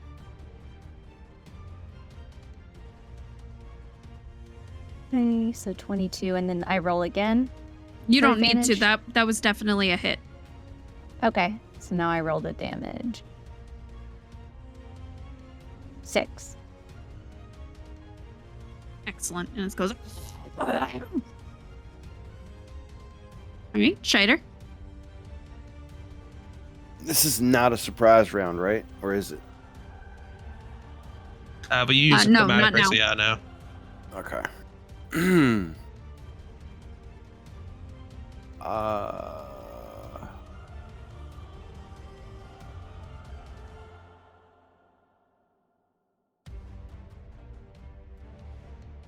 I will try a 3rd level chromatic orb.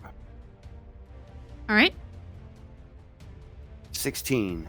that hits. Thank goodness. For 22 cold damage. Excellent.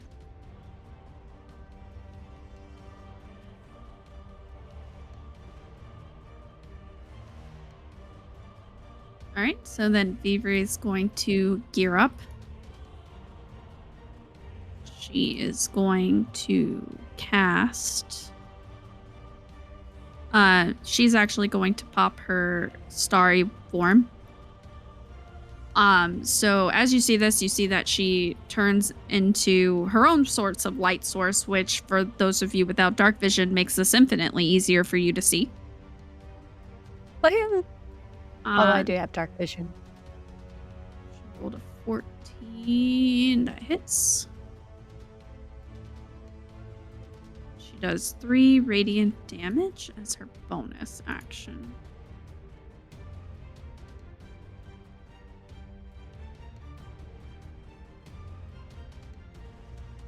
All right, Hildar. Yep. Go ahead. Is sneak attack just one attack, right? So Sneak don't need to attack roll is for it. a modifier. okay. So like it's if you do something else, it adds to what you're doing based on if you meet the condition. Alright, hit the DC, yeah. Oh my, 20. 20 hits. Yep. Did I roll damage for the rapier and then my sneak attack damage? Yes. 5. Oh, one more. Yunk. Sneak attack. That up. And you see him go and he doubles over and he's like, ugh. 19 damage. All right, so now it is the Wraith's turn. And Hildar, since you hit it last, it is going to target you. Oh no, shock. mhm. So as it turns, it's going to use Life Drain on you. For what now? 21 to hit. 21 to hit, okay. Does that hit? Yes, that hits very much. It does 13 base damage. Roll me a DC Constitution saving throw. Constitution, damn. Alright. 20. All right. Thankfully, you did that. So go ahead and give yourself 13 damage. I like, where does it hit me from? Or is it just a general pain? This is Life Drain. So it's kind of like grabbed you. And when it grabbed you, you start to feel your life force get sucked out of you. Where your flesh was plump, it has started to collapse in on itself. And the muscle that was thick and strong now seems wane. And I drop on one knee. Norian? All right. Norion's going to survey the situation and firebolt again. All right, so as you launch this firebolt, 12 does not hit. So Norion goes to fire the firebolt, and it just curves. Well, I guess is that what it does? Curve wide. Yep, but the light cuts through its peripheral, and you all hear a shriek. A shriek so loud that some of the glass above breaks and falls to the ground. Everybody has to do a DC Constitution saving throw. 18. 14. 6. Oh, look, me and Shida. All right, so I've got an 18, 2 6s. I rolled 14 for me. 14. I rolled a natural 20. So the 14 and the 2 6s, you're going to be taking psychic damage. So you each take 10 damage. For everybody who saved, you take 5 damage. Scheider's hurting pretty bad again. So Hieldar and Norhian, remember you took 5 damage from that. And wait, no, Amriani, because it was Sorry, Viviri and Norhian both saved. Amriani and Hieldar and Shatter all did not save. okay. So Okay. y'all take 10. 10 damage. Mm-hmm. Then Yikes. agreed. I don't think it liked the light, but you can't hear because we're all deafened. Oh, so Okay. it's just ringing, just tinnitus. Yeah. Yeah. So that was for flavor, but you couldn't actually hear But because I could hear it, yeah. But yeah, everyone else, Viviri and I can hear. We kept our ears alive somehow. Maybe it's because they're pointy. all right, that brings us back to the top of the order with Amriani. Can I run towards him with my dagger and strike him? You can sure Okay. try. Okay. Dagger. 9. You go to run at him, and he just floats above you, and you just like pass through his chains. And they kind of like smack you in the face a couple times and make you sneeze. Steiner. Yeah. Dusty old man.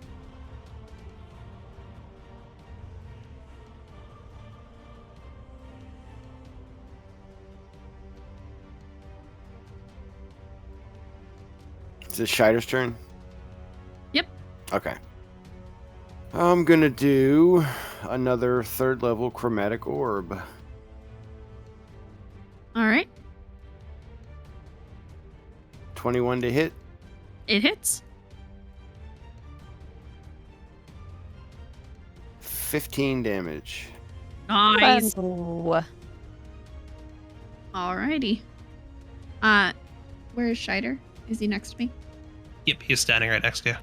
All right. So Vivri, noticing Scheider is hurting, is going to reach out. She is going to cast Cure Wounds on you. Scheider, you're going to heal for 13. Oh, thank you very much.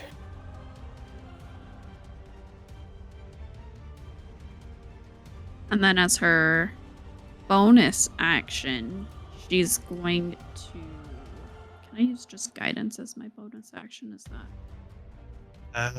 Or do I have to use my starry form? Now you can only use Starry Form, it looks like. All right. So Vivri's going to say, I don't think I should try to shoot any of my arrows at it. Should I hold the flame too? Unless we want to have that happen again, probably. Alrighty. All right. Hildar?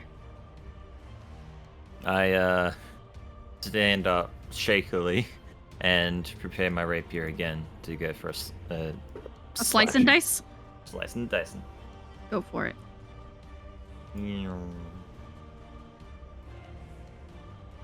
17.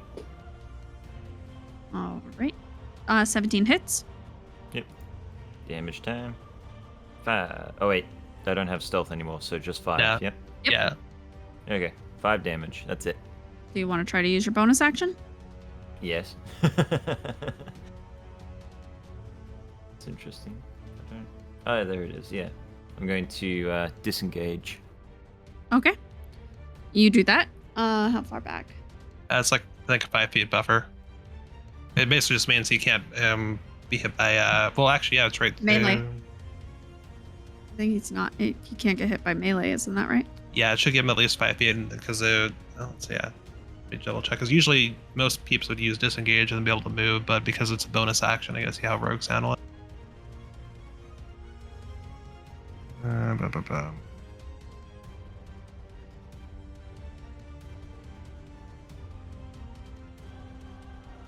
It's not clear. We'll just put him 5 feet back. That'll take him out of melee.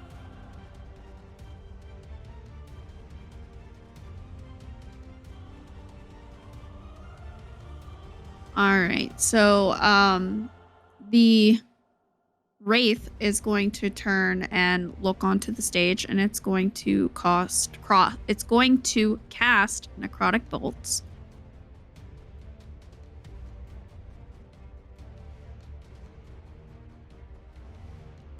Which is going to be for 12, and it is targeting Viviri and Northerra. Does 12 hit you? 12 does not hit Viviri. 12 does not hit me either. Okay, so it's going to go to cast, and Viviri is going to use her shield, and she's going to deflect them away. All right, Northerra, it's your turn. Alrighty.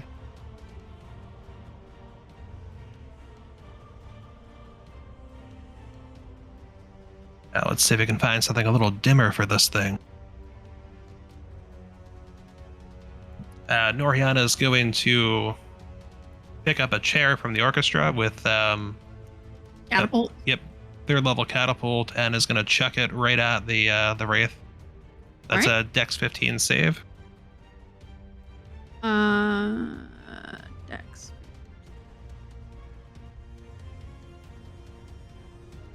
Nat 20. Wow. So what Bill is it? Murray sees this coming, and Bill Flurry takes one of the benches next to him, and he turns it into a baseball bat, and he just bats that chair not only like out of the way, but through the roof and out into the city proper. Impressive. I'm going to use a bonus action to quicken a spell and chuck another chair at him.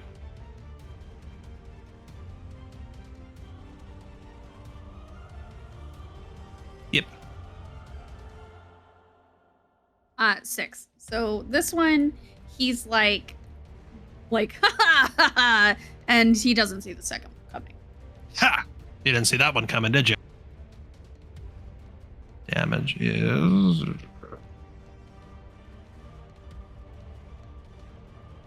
25. Jesus. Bludgeoning. All right. So this thing's starting to look bloodied. It's like hobbling a little bit. We're back to Amriani. Woo woo. I'm going to wheel around after he jumped over my head, and I'm going to come back at him with my dagger and try and stab him right in the back. Okay. Roll to hit. Roll to hit. It is 14. 14 hits. Roll your damage. Woo. Okay. 6. And then I would like to use a key point Okay. to do a stunning strike. So it says when you hit with a melee weapon attack, you can spend 1 key point. 1 key point to attempt a stunning strike. The target must succeed on a Constitution saving throw or be stunned until the end of your next turn. Okay. Am I immune to stun? I can't tell. On the sheet, let's see. It is immune to charmed. Sorry, I'm gonna say that out loud. No, I don't see anything guarding against stun in particular. Okay. Is stun specifically what it says? Yes. Okay. Stun. Then Stunning strike. My Yep. Constitution saving throw was 19. Damn it. Okay. Didn't work. So it sees you It had to coming and be- it grabs your foot and it flips you back. You don't take any damage. You land on your feet. Okay. All right, Scheider.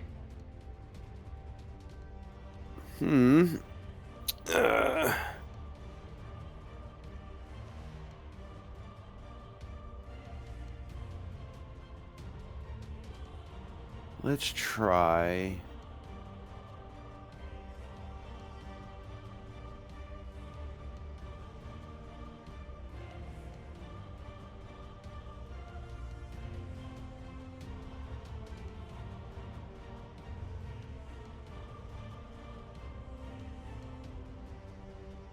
Firebolt.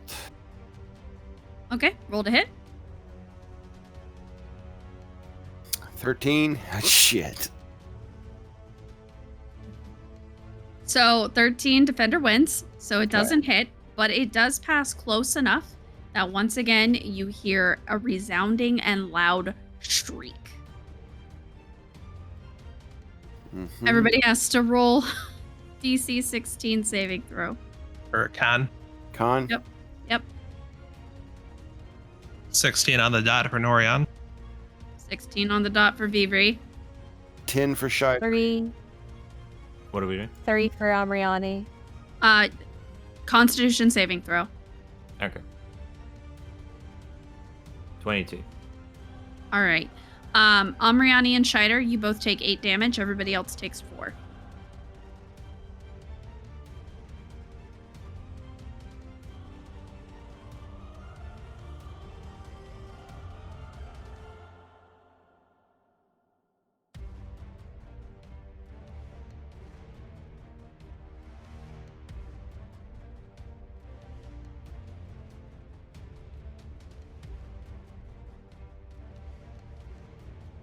Give me 1 second.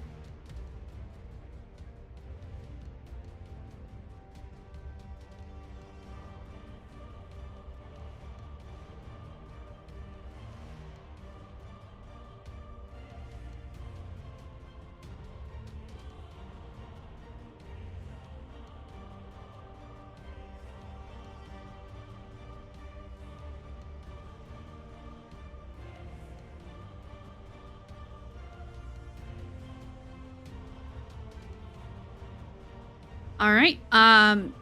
So I believe it's Vivri's turn.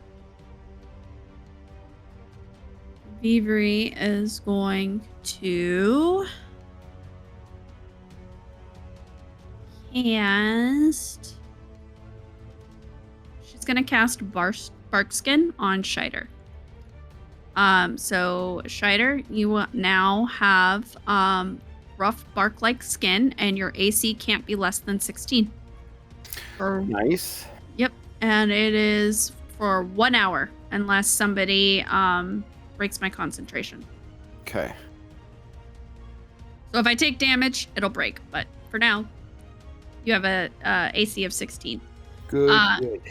Yelder, your turn. I'm going to pull out my bow and go for a shot. All right, do it. 16. 16 hits. Mm-hmm. What's the Rolling damage? Oh, okay, 3. All right. Do you want to use your bonus? Section. Let's see. Going to hide. Excellent. Roll for stealth. Oh, nat 20. Woo! Perfect. Where do you hide? I'm going to jump around to the benches and just hide behind it. Like that. Yep. Oh, actually, one bench in front of it, so about there. Yep. All right. So now this is the Wraith's turn. It is going to use its Shadow Stride. So it's going to use its bonus action first. The Wraith can step into any shadow within 5 feet and magically appear within 5 feet of another shadow. and it is going to appear right behind Hildar because Hildar is in shadow. And then it's going to use Life Drain. Uh-oh. 17. Does a 17 hit? Of course. You take 21 necrotic damage. So it just reaches out and grabs you by the back of the neck and starts lifting you up out of the benches for everyone to see. And as it joking. yeah. And as it does, you feel yourself growing weaker before it just drops you and gives a wicked laugh. What was the damage, sorry? 21. Ow. Damn. You need to do the con save for that, or is he all good? Oh yeah, you do. You do need to do a con save for that. Wow. Alright. Oh, nat 1. My. Oh, no! Oh my goodness. So your maximum health, by the way, is now 21. I can't heal you up beyond that. Okay. Yeah, so give yourself back 21 health, and then reduce your total hit points to 21. So when you click on the hit, so in the top right, click on hit points, and it'll pull up a little flyout to the right. There's a max HP modifier in the bottom left. Put negative 21 into that. It'll probably give you damage. So add back whatever damage it gives you, so that you take the. You're at 11. You're at 11, so you need to have 11 damage or 11 health left by the time you do that. Okay. I put in the max HP modifier minus 21. Yep. Yeah, my health is still at 11. Okay, perfect. That's what it should be. Okay.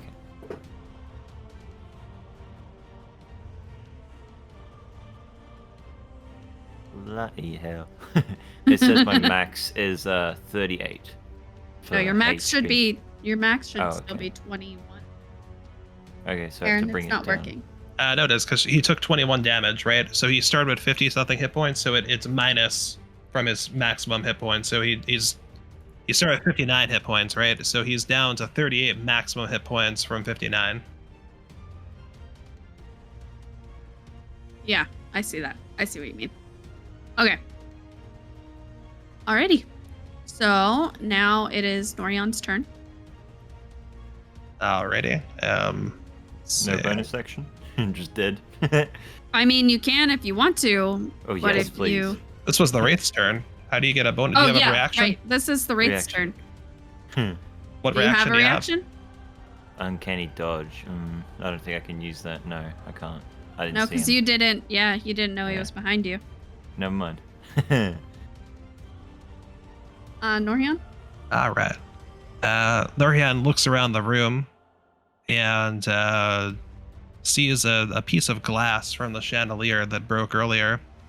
And he picks that up, and he is going to chuck that now at Bill Flurry as a 3rd level catapult. Great. Oh, I know why I'm doing damage. Ready? That's a Dex 15 save it needs. 17. Oh, nice. So it saves. So it dodges all of it. Do you want to use a sorcerer point, or are you out? I got one more. Yep. So Norian seeing that, and it's already used its rare. No, it just when it's turn, so it'll have a fresh reaction cycle. So it could do the thing again. All right. So Norian's gonna use the meta magic to cast something else. He's figuring out what he's gonna cast though. He's taking a sec. He's got 6 of them. So. Meanwhile, Bill Flurry goes, anybody want to play Parcheesi? Not I'll do particularly, asshole. He'll do a 2nd level catapult, Right. and that's Dex 15 as well for the save. It's a dirty 20. Wow. So another piece of glass just goes whizzing by. All right, Amriani. I am hurting pretty heavily, so I'm going to stumble my way back to Viviri Okay. in hopes that you'll help me. Okay. So Amriani wants to use her move to get to me. So, you want to use dash for that? Yeah. And you want to be behind Viviri or in front of her? Next to. You want to get Oh, close to behind. Morgan or? Behind. Okay. Behind is good. Sorry, I didn't see there were people. She can just climb inside my body. It's fine. Yeah, it's just, take a little nap. Shider,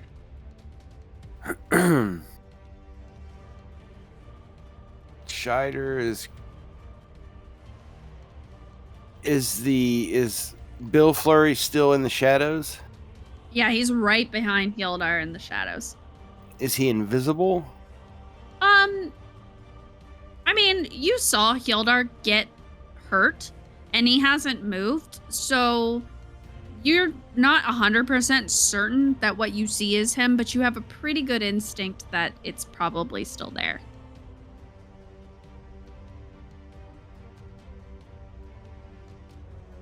As my cat bites my fingers because she's teething.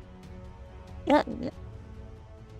Shider's getting kind of, well, no, it's doing some pretty good damage. So he'll do a second level chromatic orb. Okay. Dirty 20. That hits. Right. 20 damage. Nice. Right. He's like, and he goes, "Don't do that. I'm warning you."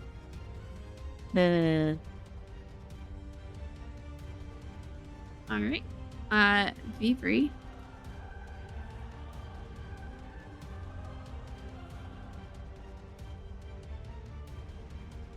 Is going to use Cure Wounds on Amriani. Thank you. And you can heal for 13.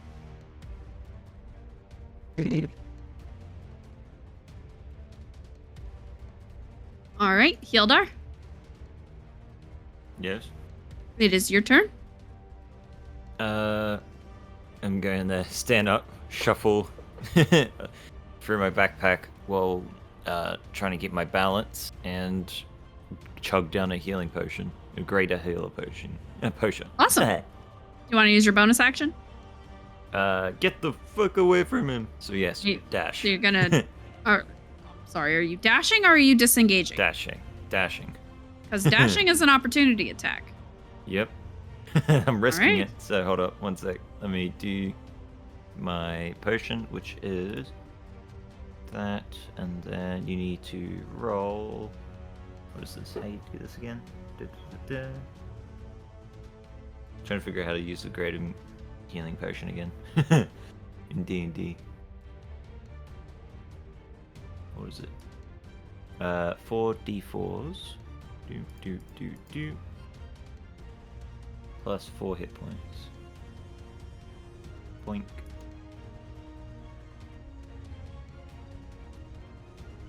Plus that. Try to do it.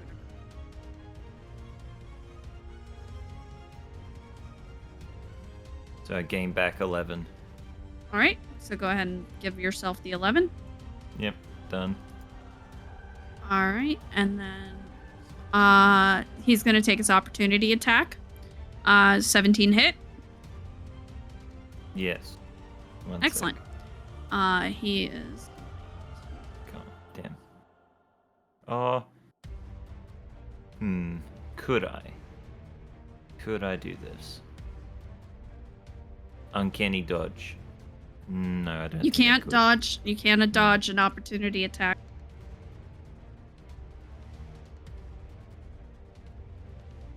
You're gonna take 19 damage.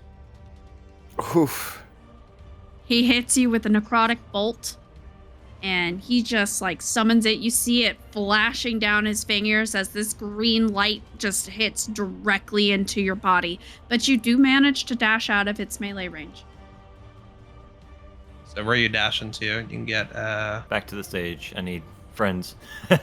so your dash is going to get you 50 feet. So 25. You get to about here.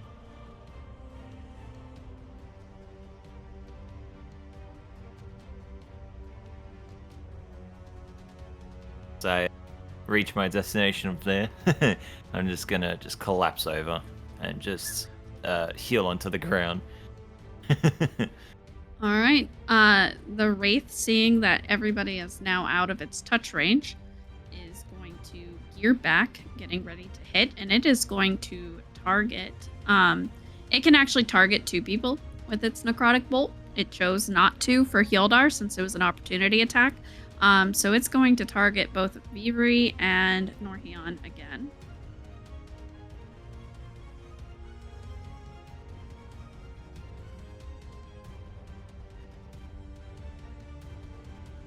That's a hit against Norian. Doesn't hit me. So it does hit Norian. And so that is 4d6 plus 3.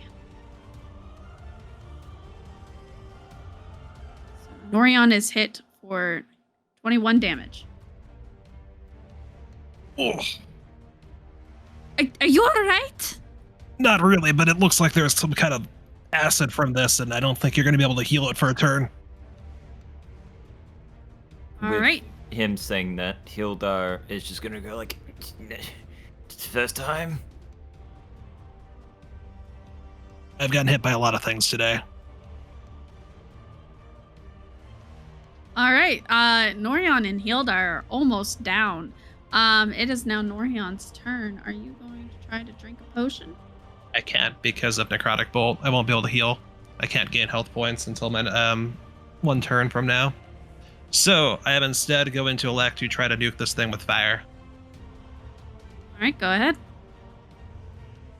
So I am going to cast Fireball directly on it. So since nothing is within 20 feet of it, luckily, we're all good there. But it's a Dex 15. If it saves, it'll take only half damage. Okay.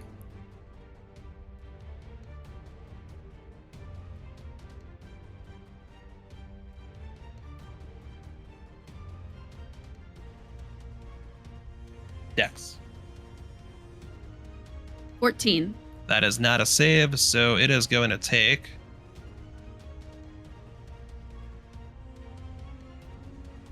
31 fire damage. This thing shrieks. 1, because it hurts, and 2, because of the light.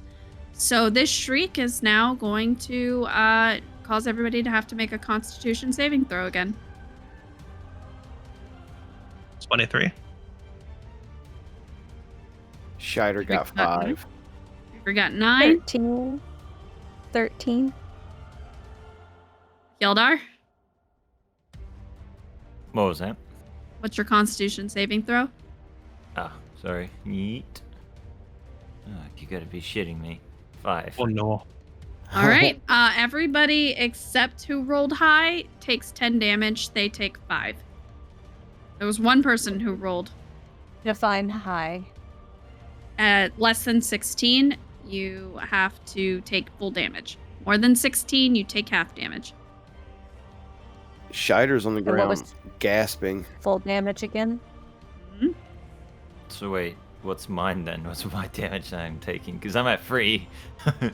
You're unconscious. You down. Yeah.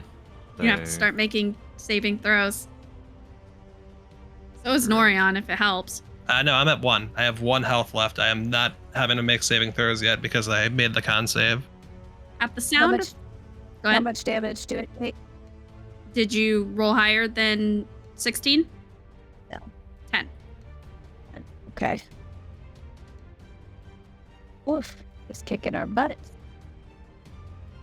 At the sound of this third shriek, Phelan comes rushing in. What is happening? And he sees this demon and the downed people, and he goes, "Oh no!" And so he casts Mass Healing Word, and it has to be within 60 feet. So place him within 60 feet.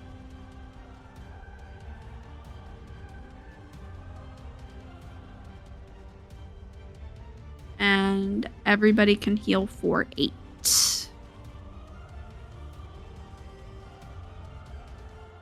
And I will give him my initiative. I just passed out pretty much from all that damage, and now I'm just waking back up. Fucking- Yep. No, Come Why? to, don't leave us, Sildar. no, no. Oh, why am I back here?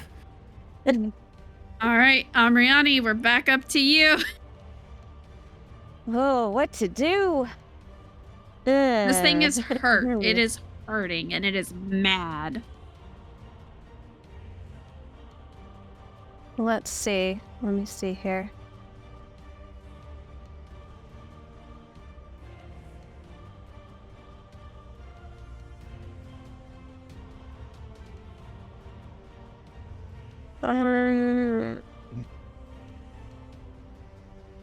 I'm gonna move towards it again. Within melee, or not melee, dagger range. Okay.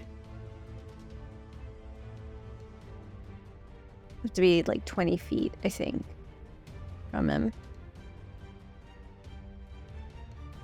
So this would be your walking move speed, where you'd still be able to take other actions. If you want to dash, if you have bonus actions, you'd still be able to take those, but not regular actions alongside. You want to dash to get closer? It's not quite within range yet.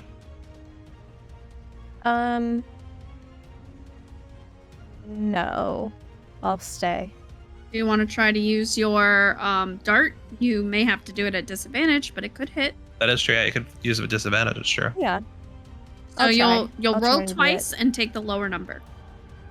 Okay. Dart. So 19 or 19. So 19. Excellent. It hits. Okay. 3 damage. All right. As you hit it, it goes, ugh! Ugh! Don't be a jerk! All right, your turn, Scheider. Scheider's gonna cast another chromatic orb. Excellent. 11 to hit. So you cast this and it goes to hit it, but you mistook what shadow you were aiming at, and it just like hits the wall. Okay, shoot. Viviri is going to cast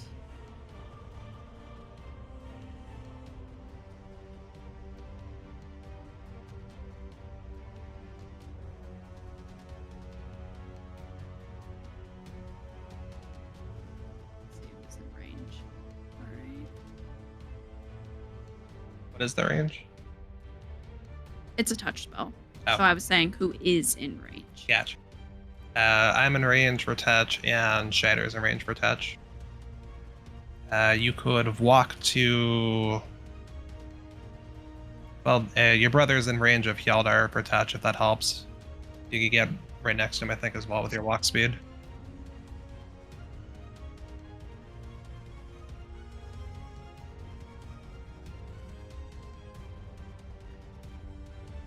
Viviri is going to cast Enhance Ability on Scheider, who's next to me, and I'm going to give you advantage. I'm going to give you Bear's Endurance, so you have advantage on Constitution checks. You also gain, you also gain 2d6 temporary hit points. And this is a concentration spell. So my bear skin fell off. And now you have the Bear's Endurance instead. So roll 2d6 and give yourself that as temporary hit points.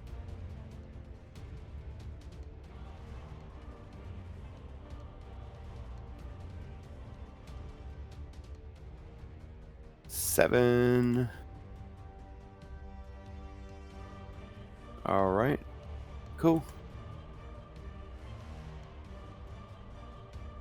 All right, and then Phelan is going to cast Aura of Vitality.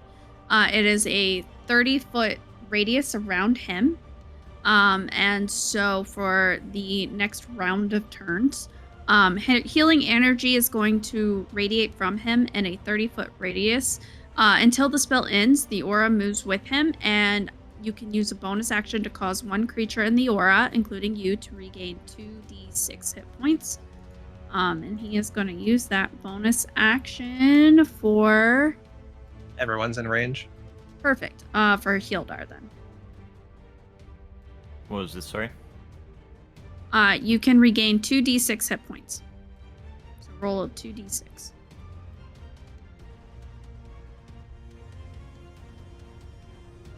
Sick. Lol. Perfect. 14. Egg salad. It's now your turn. I'm now gonna take another healing potion. Go for it. 4d6. Book. Oh, sorry, 4d4s.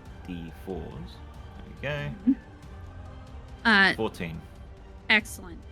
Seeing this healing, this incorporeal creature is going to use its shadow stride to get behind Viviri, and it is going to use life drain.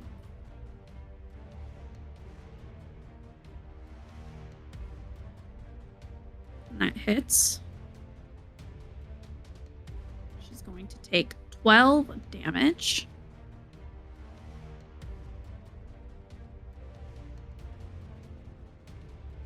And then she has to do a Constitution saving throw, which she succeeds. All right, so it is now behind Viviri. Norian? Alrighty. So Norian sees this, and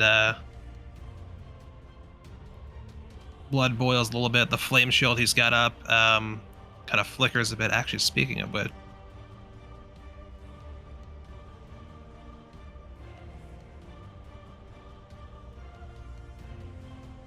It's 10 minutes. I believe you cast that far enough a long time ago that it's already down.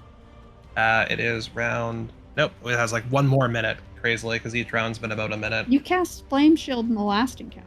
Yeah, we dealt with them. Like, it felt like it took a while because there were 6 things to do things for, but It went like 10 rounds. did it? Oh, Yeah. okay. Then never mind. Then it's down. Then alrighty. Never mind then. All right. Norian's going to use his signet ring to boost his firebolt's ability. Wait a minute. That could be rough for everybody. Hang on. Nope. He looks around the stage and he tries to see if there's anything he can use. Sure? Are you sure you don't want to put everybody at risk? You sure? He's pretty sure. Okay. He realizes that Taryn has accidentally hurt people before with his fire. oh wait, actually, hold on. No, that's right. It did it. It just took its turn. So yeah, I could do it again. You could try Scorching Hands. You haven't tried to do your Burning Hands in a while. I would hit you with burning hands right now because of where I'm positioned. So I don't know. She has a high armor class. it's not an AC. It's you'd have to, what do you call it, dex save, like a dex 15, and then you'd still take half damage no matter what. So he would not risk that. So instead, he's going to fall back to Overliable Catapult. And he has found there's a loose what do you call it, like a thing that holds the curtain up, right? And it's not holding the curtain anymore, but it's also barely hanging on to the railing. And he plucks that off and he chucks it straight at the wraith. Okay. For how much damage? Is it try to dodge? Yeah, I did for 6. Oh wow. So it is taking 20 damage then. All right. How do you want to do this? Oh well, nice. So the little curtain holder that could apparently pops off, and it flies down, and I guess it manages to impale the wraith's throat, and somehow, even though it seems not entirely corporeal, it just chokes on its own blood. Nobody knows. Okay. So this ghost now has started to dissipate. You hear it give out a blood-curdling shriek before the chains fall off of it. And suddenly it looks more like an alive spirit, and it goes, "Thank you." And it disappears into the sky. You're welcome. Thank you. You just almost killed us. Screw you, buddy. I look up where he like floated up, and I just pull out my just middle finger to the sky. Screw you. Oh, you guys must have guessed the ghost right. He walks over to his sister. This is why I didn't want you to come inside. Oh, And- well, thanks for the concern for our well-being. Do you have a little sister? I had a little sister, thank you very much. Emphasis on had. Well, maybe if you took better care of her, she'd still be here. You know, a sign on the front door would have helped tremendously. A sign for what? Do not enter ghosts inside. I For thought he starters. made the All ghost right, thing pretty he's clear. gonna cast Mass Healing Word for 8. 8 damage. 8 Eight heal. healing. Sorry, 8 damage. Yeah. So we all heal for 8. Yep. Yeah. Congratulations, you just solved the Phantom at the Opera. Woohoo! Woohoo! That was Really glad really I wore fun. that outfit too. Covered in goo. Oh, I am keeping this outfit forever. Okay. Never had it. Unless I have to give it back. I mean, I'll give it back if I have to. But I Oh would no! very You much get like- you get to keep it. That Oh, that thank is you, thank you, yours. thank you. I suggest a lot of scrubbing to get the goo out. It kind of gets stuck. But since you all helped, here is 50 gold coins apiece from the mayor.